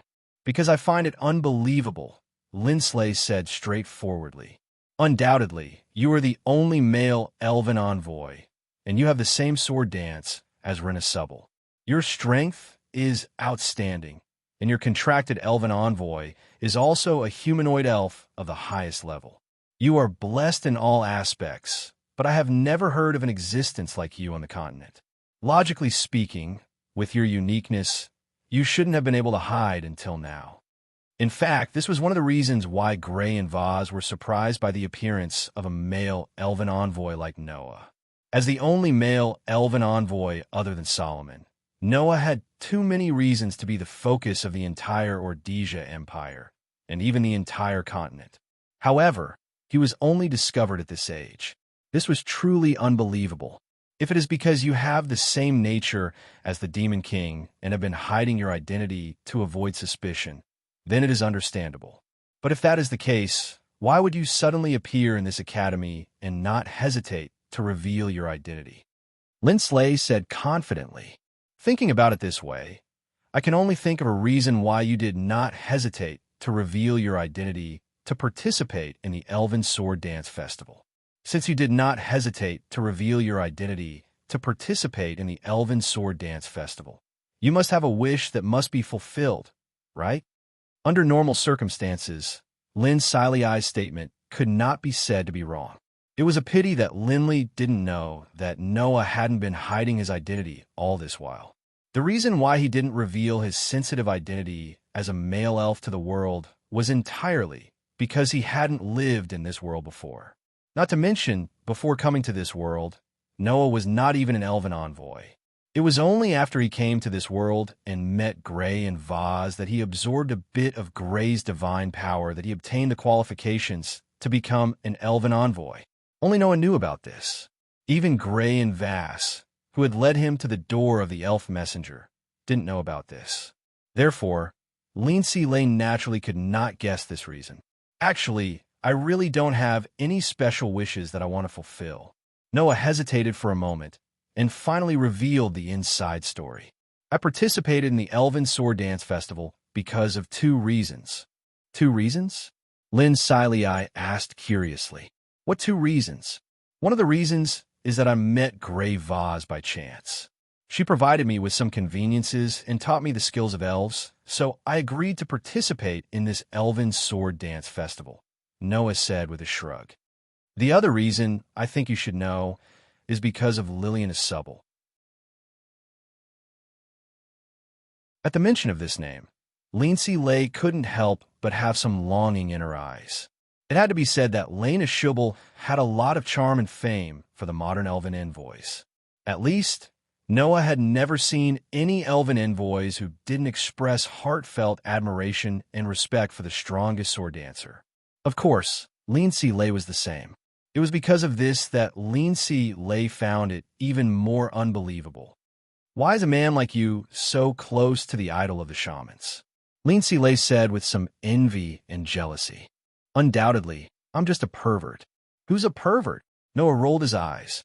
Does being related to Lillian Asubble mean that I have bad intentions? Allah, are you trying to say that you're not a pervert? Lindsay Lay glared at Noah, her pretty face blushing. You obviously stole my first kiss and breathed into my ear. You even did it twice. That's just an accident. Noah's mouth twitched, and he muttered in a low voice. Also, who knew that your ear is your sensitive point? Lindsay Lay looked over in confusion. What are you muttering over there about? Nothing. Noah sighed and continued to eat while casually asking. Then, why are you participating in the Elven Sword Dance Festival? When these words came out of Noah's mouth, Lindsay Lay's expression froze, and she fell silent. Noah, who noticed the abnormality, glanced at Lindsay Lay and changed the topic. Well, I'm just asking. If it's not convenient to say, then don't say it. Actually, it's not something that needs to be hidden. Lindsay Lay was silent for a while before sighing. I want to participate in the Elven Sword Dance Festival because I want to save my little sister. Little sister? Noah said in surprise. You have a little sister? To be exact, I have 2 little sisters. I'm the eldest daughter in the family, and the one I want to save is my second sister. Lindsay Lay's voice sounded a little sad. My second sister, Yusha, is currently in a deep slumber, and she may never wake up. Noah frowned, put down the utensils in his hands, and looked at Lindsay Lay. Under Noah's gaze, Lindsay Lay smiled helplessly and explained. My younger sister, Eudia, was an excellent witch who was highly recommended by the Divine Rights Institute. But a few years ago, during a sacrificial ceremony for the Water Elf King, my younger sister made a mistake and angered the Elf King. She was imprisoned by the Elf King in a curse ice that would never melt. Hearing this, Noah's frown deepened. Was it the Elf King again? Claire's sister betrayed the Elf King and caused the entire Ordesia Empire to suffer a devastating blow. Lindsay Lay's sister angered the Elf King, and her entire person was sealed in cursed ice that would never melt. In addition, the previous Elven War led to the reincarnation of the Dark Elf King, the birth of the Demon King, and the connection between Leanne, Asubble, and Noah. Why was there the shadow of the Elf King everywhere? Moreover, it wasn't anything good.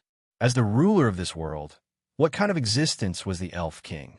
While Noah was deep in thought, Lindsay Lay continued to explain. In order to save Eudia from the cursed ice, my father once recruited many excellent elven ambassadors of the Empire and asked them to try to break the ice, but it ended in failure. Since then, Eudia has been in a deep sleep, and it has been a few years now. After all, the ice cast by the Elf King wasn't something that human ambassadors could do anything about. So that's why you want to participate in the Elven Sword Dance Festival. Noah suddenly understood. Use the wish of the Elven Sword Dance Festival to save the child called Eudia.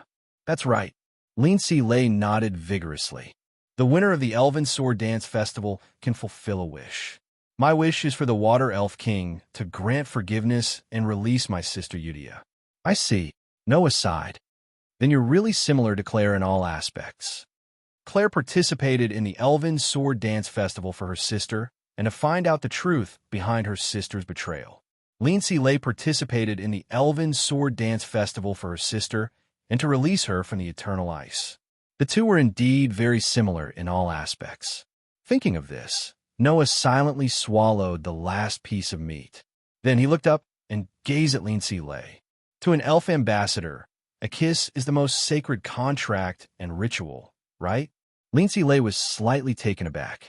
Under such circumstances, Noah suddenly smiled and said this. Since that's the case, Lindsay Lay, I promise you that I will obtain victory in the Elven Sword Dance Festival and help you save your sister. Saying this, Noah extended a finger and pressed it on Lindsay Lay's lips. I've already performed a sacred ceremony with you and established a contract. Therefore, I will definitely fulfill this promise. This will be my compensation to you. All right? Feeling the touch of Noah's finger on her lips and seeing Noah's deep, dark eyes and smiling expression, Lindsay Lay's heartbeat involuntarily sped up.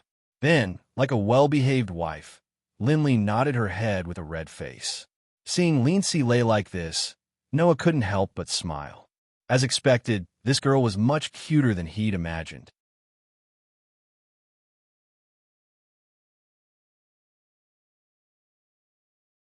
Chapter 1755. The next day, Noah woke up in the dazzling sunlight. Ugh! As soon as he woke up, Noah heard a pleasant voice, which instantly woke up his somewhat muddled brain. He lowered his head and looked at his arms. There was a naked elf girl with skin as white and smooth as pearls.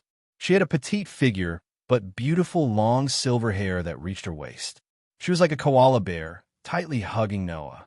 Her face, which usually did not reveal much emotion, had a rare look of serenity. Looking at the incomparably cute elf girl in his arms, Noah bitterly smiled while gently stroking Aster's soft silver hair and muttered, "This is a scene that I haven't seen in a long time." Ever since Noah returned to the world of fairy tale, Aster had never woken up in Noah's arms like this. The reason was very simple. After returning to the world of fairy tale, Noah rarely slept alone. There was always Mira and Lysana by his bed. Ever since he got married to Mira and Lysana, Noah had never stayed alone in the house. Under such circumstances, Aster no longer came out to sleep with him. Perhaps it was because Noah had not slept alone for a long time and had returned to this world that originally belonged to Aster. That was why Aster came out to sleep with him, as usual. That was why her expression was so peaceful. Although sleeping without clothes is still something that people can't agree with. His words brought forth another voice. That is only the proof of the Holy Sword Fairy's dependence on you. You should be proud, my fated one. There was only one person who would call Noah that. Therefore, Noah looked to the side without any surprise. He saw that at the window, Athena was pulling open the curtain with one hand. Her coquettish snake eyes were looking at the elf forest in the distance. She seemed to be talking to herself. So this is the world where the elves live? What? Noah asked without leaving a trace. You don't like this world? Or rather, it's the opposite. Athena shook her head, her eyes fixed on the elven forest outside. After coming to this world, I feel like I've returned to my mother's body. Perhaps it's because I was reincarnated with reference to the existence of the Holy Sword spirits, so I can't help but feel a sense of belonging to this world. Isn't that a good thing? Noah smiled. You once ran against the world as the god of perverse Tao. Now that you feel a sense of belonging in this world, it proves that you have been accepted by the world once more. Theoretically speaking, the gods that were born from the stars should be in existence that is one with the world. As a god, even if they were to turn into a body that goes against the world, it would still be a joke that no one would dare to agree with. Athena said calmly, but then changed the topic. If it was in the past, I would definitely think that way. But after knowing about your existence, I finally understood the truth of the world and how narrow-minded I was in the past. I'm not that arrogant to talk about the truth of the world with you, the beloved child that was born from millions of worlds. Even your existence was formed from the fragments of the original world. Athena glanced at Noah. So, I'll admit to what you said. Noah couldn't help but laugh. Then, he gently hugged the naked elf girl in his arms, got up slightly, and looked at Athena. In that case, would you like to meet my companions?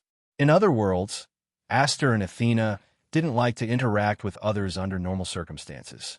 Even if it was Mila and Lysana, it was the same. Apart from Noah, the others weren't elven users and didn't know how to interact with elves.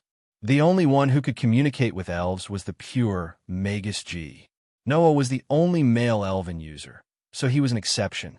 Under such circumstances, Aster and Athena were able to interact with others to a certain extent because of Noah. They also had a strong sense of self. For elves who didn't have a strong sense of self and only had the intelligence of wild beasts, it was impossible for them to interact with beings that weren't Magus G, let alone low-ranked elves who didn't even have any intelligence. However, it was different in this world. Alicia Elven Academy didn't have much, but the number of elven users and elves was definitely not small. Therefore, interacting with elven users shouldn't be an unpleasant thing for Athena, who was an elf. Unfortunately, Athena still refused. Although I'm interested in the elven users of this world, I'd rather observe them one-sidedly than interact with them. Athena's beautiful snake eyes were filled with arrogance that hadn't been seen in a long time. Even if I'm no longer a goddess, I'm still in existence of the highest level among elves. I'm not inferior to the holy sword elves over there. That's why I don't want any random elven user to get close to me. After saying that, Athena's body turned into light particles and floated back to Noah's bedside. She then condensed into a platinum sword and lay down quietly. Seeing this, Noah couldn't help but feel helpless. However, Athena's words weren't wrong. Although elven users had the right to interact with elves, it was only a right.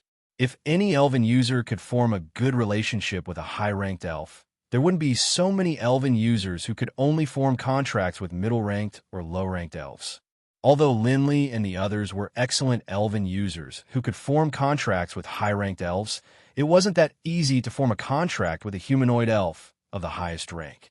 At least, until now, other than himself, Noah had only seen 2 people who had formed contracts with high-ranked elves.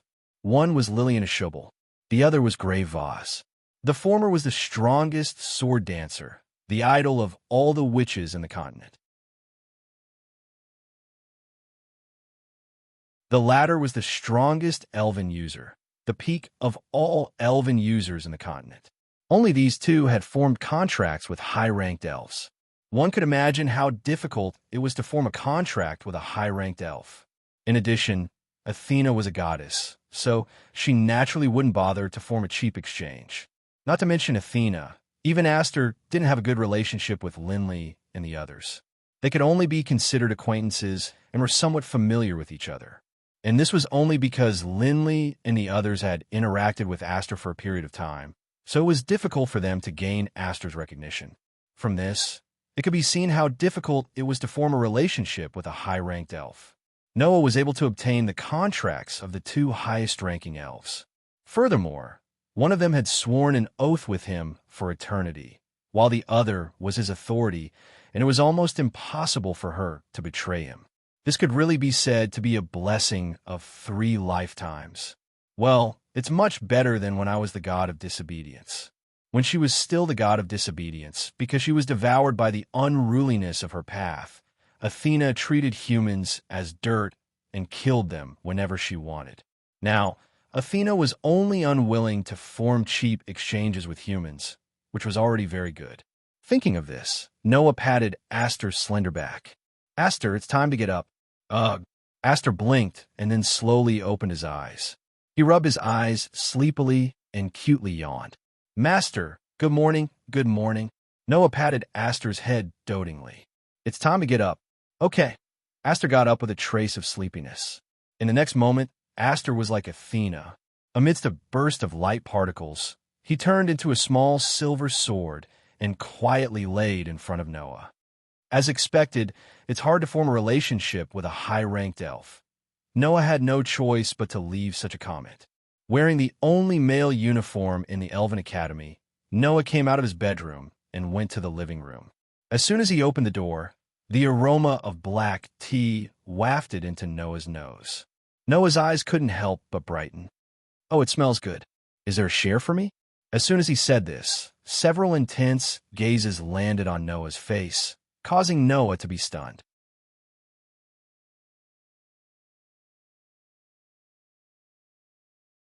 Chapter 1756. Only now did Noah notice.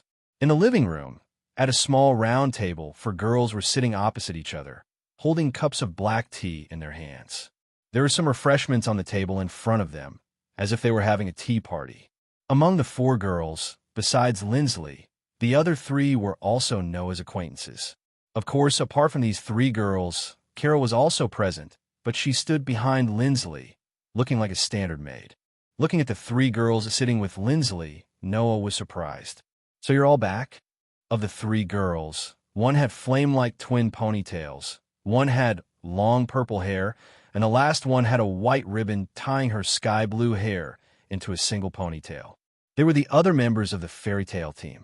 Claire, Fayana, and Alice were in a group of three. "So slow," Claire said in a petulant manner, as if she was throwing a tantrum. "Even if we haven't resumed our lessons, you've slept for too long. However, in order not to disturb your rest, we temporarily held a tea party here." Fayana smiled mischievously. "Of course, boys have a lot of trouble in the morning. I know about this. I hope I didn't disturb you. Boys have a lot of trouble in the morning." Alice frowned, looking at Noah with some confusion. "Boys have a lot of trouble in the morning? Do you need my help?" "Help?" Fayana looked at Alice in surprise. Then she giggled. "I didn't expect the captain of the Knights to be so daring. It's really surprising." "Daring?" Alice was confused. "What does that mean?" "Fayana, can you not speak in riddles?" Claire said with dissatisfaction. "What kind of trouble can boys have in the morning? Is it daring to just help a little?" "That's right." Lindsley drank her tea elegantly, also puzzled. "Could it be that boys hide something scary in the morning?" "Well, for us, it is indeed a bit scary." Fayana couldn't help but laugh. "If you're curious, you can ask Noah if he can show you."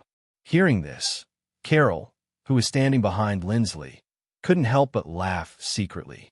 The three girls, who didn't know what was going on, turned their attention back to Noah, their eyes full of curiosity.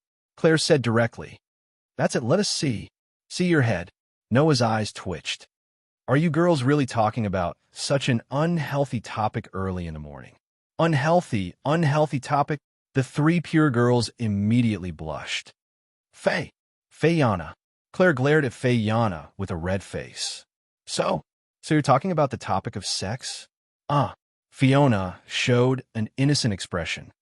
"Is it still too early for you?" "Of course, Fayana, you're shameless. You still don't have the self-awareness of being a princess?" Lincilli's face was red as she retorted, "This is unbelievable." Seeing Claire, Lindsley, Fayana, and Alice quarreling, Noah sighed inwardly. "It's been so long, but you guys are still the same." This sentence immediately attracted the glares of the four girls. "If that's the case, aren't you the same?" "Claire, after all, it's only been a month." "Fayana, I don't think there's anything wrong with me being like this." "Alice, as a noble, I've always been leading by example. There's nothing to pick on." "Lindsley." These were the rebuttals of the four girls. In this regard, Noah really wanted to say that in terms of personality, the four of them had some areas that he couldn't complain about. But there was no benefit in saying this, so forget it. All right, Mr. Noah, please don't stand there. Come and sit here." Carol pulled out a seat for Noah with a smile. "The ladies have been waiting for you for a long time." Not knowing if it was intentional, Carol helped Noah move his seat to Lindsley's side with a smile on her face. Except for Noah, no one else noticed this small movement. They continued to drink their black tea with a look of indifference. Noah could only shrug and sit next to Lindsley under Carol's giggling. Then Noah asked his four teammates, "Since you're all back, that means you've all finished your tasks, right?" The reason why the fairy tale team had postponed a month's ranking competition and applied for a month's leave was because the four girls had their own matters to attend to. Claire took this opportunity to visit her parents, who she hadn't had the chance to visit before and who were still in prison. Lindsley, Alice, and Fayana returned to their homes and reported the good news of qualifying for the Elven Sword Dance Festival to their families. Because of the long journey and the need to socialize due to their status, the four girls needed a month's time to complete this goal. Since they had rushed back, it meant that there were no problems. No matter what, the Elven Sword Dance Festival is about to start. "How do we not come back?" Claire said as she puffed out her chest that didn't undulate at all. "Also, in this month, I was allowed to enter the library that my family used to own. I learned a lot from there, and my strength improved a lot." "How much can you improve if you only study by yourself?" Lindsley said to Claire, not to be outdone. "I also asked the Elven Knights of my family to help me train."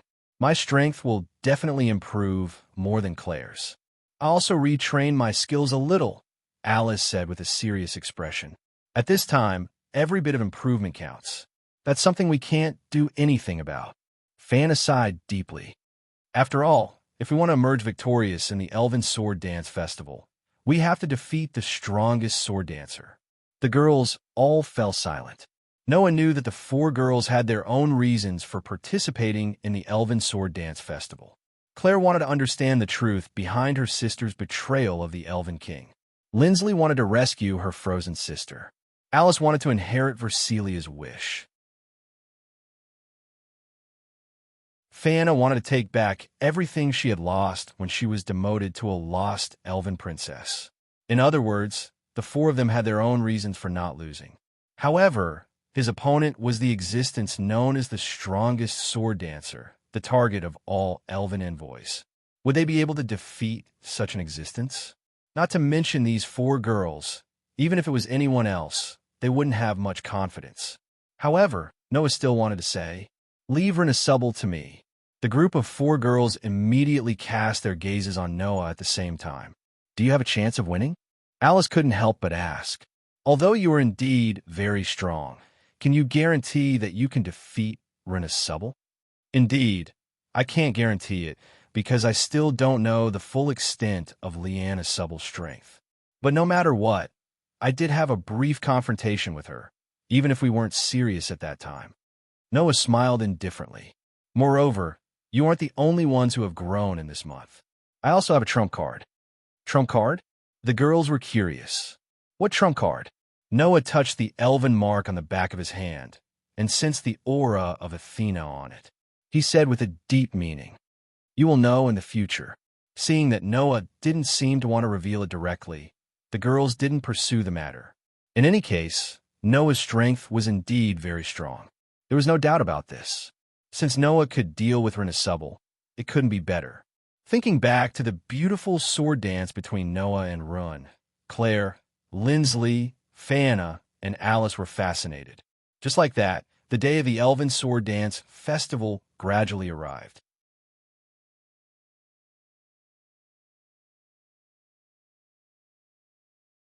Chapter 1757. On this day, the sun was shining brightly and there were no clouds in the sky. The weather was not bad. Early in the morning, the entire Elven Academy was bustling with noise and excitement. Almost all the students came out of their dormitories and started walking in one direction. That direction was the direction of the gate that led to the elemental elves world. The largest ceremony of the Elven Sword Dance Festival was not held in the modern world, but in the elemental elves world. And it was the elemental elves world's saint realm. In the elemental elves world, there are 5 saint realms. The 5 saint realms belong to the 5 elven kings. In the saint realms, people could mine special elven ores. That elven ores were the blood of the elven king. One had to know that ordinary elven ores could only seal a portion of the elven power and use it. Its effects were very limited. However, the blood of the elven king could seal a portion of the power of high elves and unleash great power and effects. It was a true national treasure that even people with money and authority could not buy. Once, the self-proclaimed demon king, Geo Inzak, who was actually a fake, used the blood of the elven king that sealed the power of the elven king, who could control a large number of elves, to disguise himself as an elven envoy and appeared in front of Noah. Later on, that guy almost died under Versilia's bombardment. The blood of the elven king was taken away by Versilia, and she used it to make a deal with the merchant of the Skeleton Alliance, Vivian, to transplant a large number of spell engravings. That kind of national treasure could allow an ordinary person to control a large number of elves. Its value was enough to exchange for a large number of spell engravings. Its value could be imagined. The blood of the elven king was an elven or that could only be mined in the saint realm. However, only which G of the gods' parliament who served the elven king could enter the saint realm. However, during the Elven Sword Dance Festival, the saint realm would be open to ordinary people.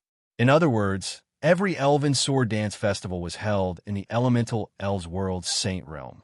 As the only gate in the Elven Academy that could lead to the Elemental Elves world, the students naturally gathered there. This was because today was the day that the top 3 teams would go to the venue of the Elven Sword Dance Festival. In one of the rooms in the dormitory of the Crow class, Noah was looking at a pile of messy suitcases in front of him. He was speechless. Is it necessary to bring so much luggage? In response to Noah's sigh, Claire, Lindley, Fianna, and Alice all raised their heads and looked into the distance, as if they didn't know anything. However, there is no doubt that all the luggage here belonged to the 4 girls. Noah narrowed his eyes, squatted down, and rummaged through the luggage. What are you doing? Claire, how dare you rummage through a lady's belongings? How rude. Lean C. Lay. Are you looking for our undergarments? Fianna asked. WH? Are you that kind of person? Alice. The group of 4 girls all protested loudly. However, Noah didn't care about them at all. He continued rummaging through the luggage and found a bunch of messy things. Among them, there were beads, cups, fans, whips, candles, and even animal ears and tails. Looking at these things, Noah's mouth twitched, and he looked at the 4 girls with a strange expression. Whose things are these? Claire, Lindley, and Alice immediately shook their heads. Only Fianna didn't mince her words. These are all mine. Let me ask first. Noah narrowed his eyes and looked at Fianna. What are you going to do with these things? These are prayer tools that will be used in the Kagura ritual, Fianna answered frankly. These are things that might come in handy. Prayer tools. Noah looked at Fianna suspiciously. Really? Do you think I'm lying? Fianna teased with a smile. Or do you think these things have some special uses? Wasn't that natural? Beads, cups, and fans were fine, but what about whips, candles, and even animal ears and tails? They didn't look like prayer tools, but sex toys. However, Noah didn't have any knowledge in the Kagura ritual, and Fianna's words had no loopholes, so he couldn't refute. So, Noah had no choice but to put those things back into the box, and took out a large number of dolls from another box. That's mine. Alice raised her hand weakly and said embarrassedly, If the journey is lonely, these dolls can come in handy. If the journey is lonely, they can come in handy? What are you going to do with these dolls? If you really feel lonely, borrowing the so-called prayer tools from Fianna should be more useful, right? Noah resisted the urge to complain, silently put all the dolls into the box, and took out another box. There was a tea set in this box. This is mine. Lindley combed her hair and said matter-of-factly, As a noble, we have to maintain elegance no matter when and where. Not to mention, if the journey is lonely, we can hold a tea party. This is a necessary item. Lonely journey again? Just how afraid are you girls of being lonely? Noah was speechless. He could only put down the box, take out another box, and open it. As a result, Noah was dumbfounded, because in this box there were books. Not ordinary books. At least, that was the title on the cover that Noah saw. Master and Maid, The Kidnapped Princess, The Use of My Holy Sword, Whips and Candles. Just by looking at these titles, Noah understood. How bad were the contents of these books? At the same time, Claire shouted with a red face and rushed over. She closed the box and threw it at Noah in exasperation. Who told you to open this box? Noah hurriedly dodged Claire's peerless dance and also shouted, Who told you to bring that terrible thing? Terrible thing. Lindley was curious. What terrible thing did you bring? Let me see. Oh. Claire is bolder than I thought. Fianna was full of interest. Lend it to me. Did you bring something shameless? Alice's pretty face was red, and she shouted while gnashing her teeth. Don't bring me that kind of thing. Do you want us to be ridiculed? I'll confiscate it all. Saying this, the 3 girls pounced in Claire's direction. Wah! Don't take my things. Claire's things are my things. Lindley, what's wrong with letting me see? Fianna, confiscated. All confiscated. Alice, get out of my way. Do you want to turn into charcoal?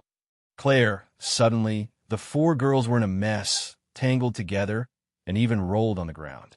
Their skirts were flipped up, and the beautiful scenery inside was seen by Noah. Noah could only turn his head and look at the scenery outside the window. He covered his face as if he couldn't bear to look at it. What kind of teammates are these? Although the whole process was very noisy, the girls still knew their limits. When it was about time to set off, they stopped playing, took their luggage, and walked towards the elemental elven realm's gate. When Noah's group arrived at the gate, there were already many students gathered there. These students were all here to send off the participants of the Elven Sword Dance Festival. Unfortunately, no one in Noah's group came to send them off. There was no other reason. They didn't have any other friends in Alicia Elven Academy. Only Alice exchanged a few pleasantries with the members of the Wind King Knights before bidding them farewell. Clank! At a certain moment, the gate to the elemental elven realm bloomed with light. Only at this moment, the gate to the elemental elven realm was open. Noah's group looked at each other, and then followed the other two groups into the light.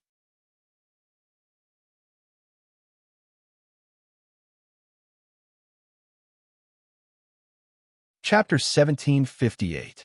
This place was a forest. It was a forest with lush trees. The species of trees were a little strange, and they couldn't be found in the modern world. In the forest, there was a vast lake. The water in the lake was very clear, so clear that the surface of the water was as bright as a mirror. Whether it was the forest or the lake, they were all emitting a faint light. Like fireflies, the light floated in the air, creating a very dreamy atmosphere. Upon closer inspection, there was actually a ship docked on the lake. It was a ship with a streamlined cabin like a whale, but the surface wasn't made of steel, but of wood. It wasn't an ordinary ship, but an airship. In front of the airship, a group of teachers from the Elven Academy of Alicia were lined up neatly. The person in the lead was the principal of the Elven Academy of Alicia, Grey Vath. Clank! In the forest, a ring-like square formation suddenly bloomed with light. All the teachers of the Elven Academy of Alicia, including Grey Vath, looked up and looked over. In the light, a group of students in pure white uniforms slowly took shape in the void and appeared from the square formation. Noah opened his eyes. As soon as he opened his eyes, Noah met Grey Vath's eyes. Grey Vath stared at Noah and then led the teachers over. The students' faces immediately tensed up. They stood up straight, and traces of nervousness appeared on their faces. It wasn't only because the person in the lead was the principal of the Elven Academy of Alicia, but also because the most powerful elven envoy on the continent was right in front of them. The students didn't know that Grey Vath had lost her ability as an elven envoy a month ago. However, even if she lost her ability as an elven envoy, Grey Vath's prestige still couldn't be underestimated. Next, you will represent the Audiobook Empire and go to the holy realm of Ragnar Yith. Grey Vath's sharp gaze swept across the students as she spoke. Ragnar Yith is the territory of the Wind Elf King, and it is also the venue of this year's Elven Sword Dance Festival. The last time the Elven Sword Dance Festival was held, there was 74 years ago. In other words, it has been 74 years since anyone other than the House of Gods has entered there. Do you see the airship on the other side of the lake? Grey and Vath pointed in the direction of the airship. Next, you will board that ship, which will take you to the holy realm of Ragnar Yith. Everyone's eyes immediately turned to the airship. Under such circumstances, Gravath continued to speak. That ship doesn't belong to the Alicia Elven Academy, nor does it belong to the Audiobook Empire. That's why there are already teams from several countries on it. Don't embarrass yourself if you follow them to the venue. Otherwise, you'll become the shame of the entire Audiobook Empire. Hearing this, the expressions of the group of students became even more nervous. At this moment, Grey and Vath looked at the teacher beside her. Distribute the information.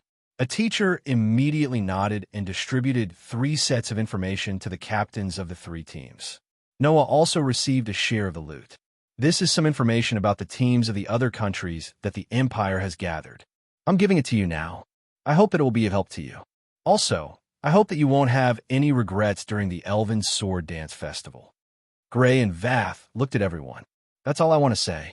Is everyone clear? Yes. The young girls shouted in unison. Very good.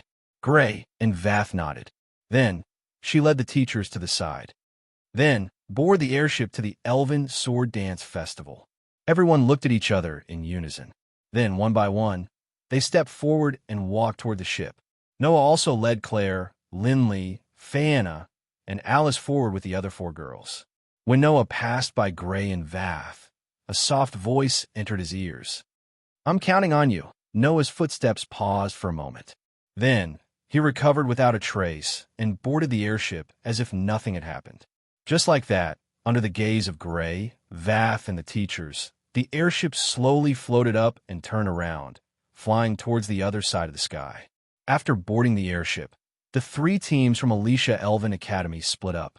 On the airship, no matter which country they were from, every team was allocated a cabin.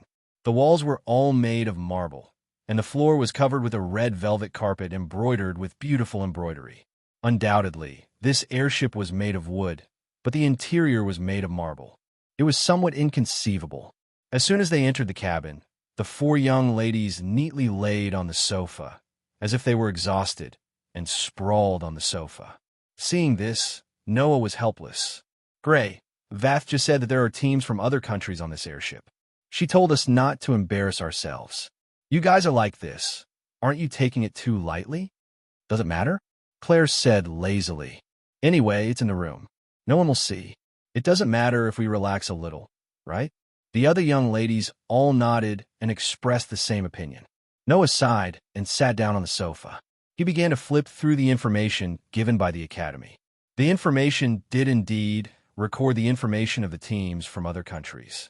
Noah looked at this information seriously until he turned to a page.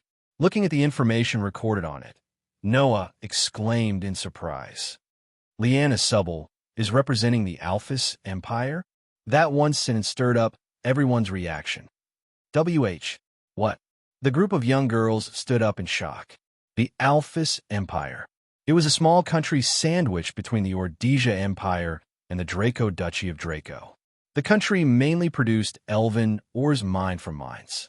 However, they did not make money from elven ores. Instead, they made a fortune from a mining and trading of magical equipment. The so-called magical equipment referred to some tools that were different from normal tools. Some of these tools had special effects, while some had sealed elves inside them.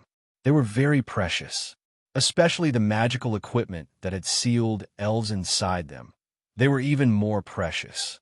After all, sealed elves are usually very powerful elves. Tools that had powerful elves inside them, no matter who it was, would be tempted. The Alphys Empire was a country that specialized in mining magical equipment that had been passed down since ancient times from various ruins and sold them, thus becoming rich. In addition, this country also secretly provided elves to other big countries and sold them as goods, thus making a lot of profit. Moreover, the headquarters of the black market merchant organization, the Skeleton Alliance, was also located in this country. Therefore, the Alphys Empire was a country that was very popular. The rumors that spread from this country were basically all negative. Why? Lindley was very surprised. Why is that Lean a Shubble representing the theocracy of Alphys? That's right. Alice frowned. How did that small country with only negative rumors get involved with the strongest sword dancer? That's impossible, right? Even Fana was doubtful. That person would not fight for such a country. That's right. Even Claire was on her side. Is there a mistake somewhere? While the girls were surprised, Noah remembered one of the negative rumors in the Alphys Empire. Is that the origin of the Demon King's faith? The Demon King's faith. It meant that the Demon King was the object of faith. Just like how some people believed in terrorism, the Demon King, who had brought unimaginable disasters to the whole continent, also had his own faith. The idea of the Demon King's faith began to appear in the Alphys Empire. In addition, the capital of the country was the birthplace of Demon King Solomon. The believers of the Demon King firmly believed that Demon King Solomon would reincarnate and come to the Alphys Empire again, leading the country and ruling the whole continent. Therefore, the Alphys Empire was the base of the believers of the Demon King. Could it be that Lena Schubel was representing the Alphys theocracy because of this? You're tuning in to the Dreamy Chapters YouTube channel. We're so grateful for your support, and don't forget to subscribe to join us on this incredible journey through captivating stories. Your generosity through donations truly makes a world of difference, as it's the primary source of revenue that allows me to expand and enhance this channel for you. Thank you from the bottom of my heart for being a part of this adventure.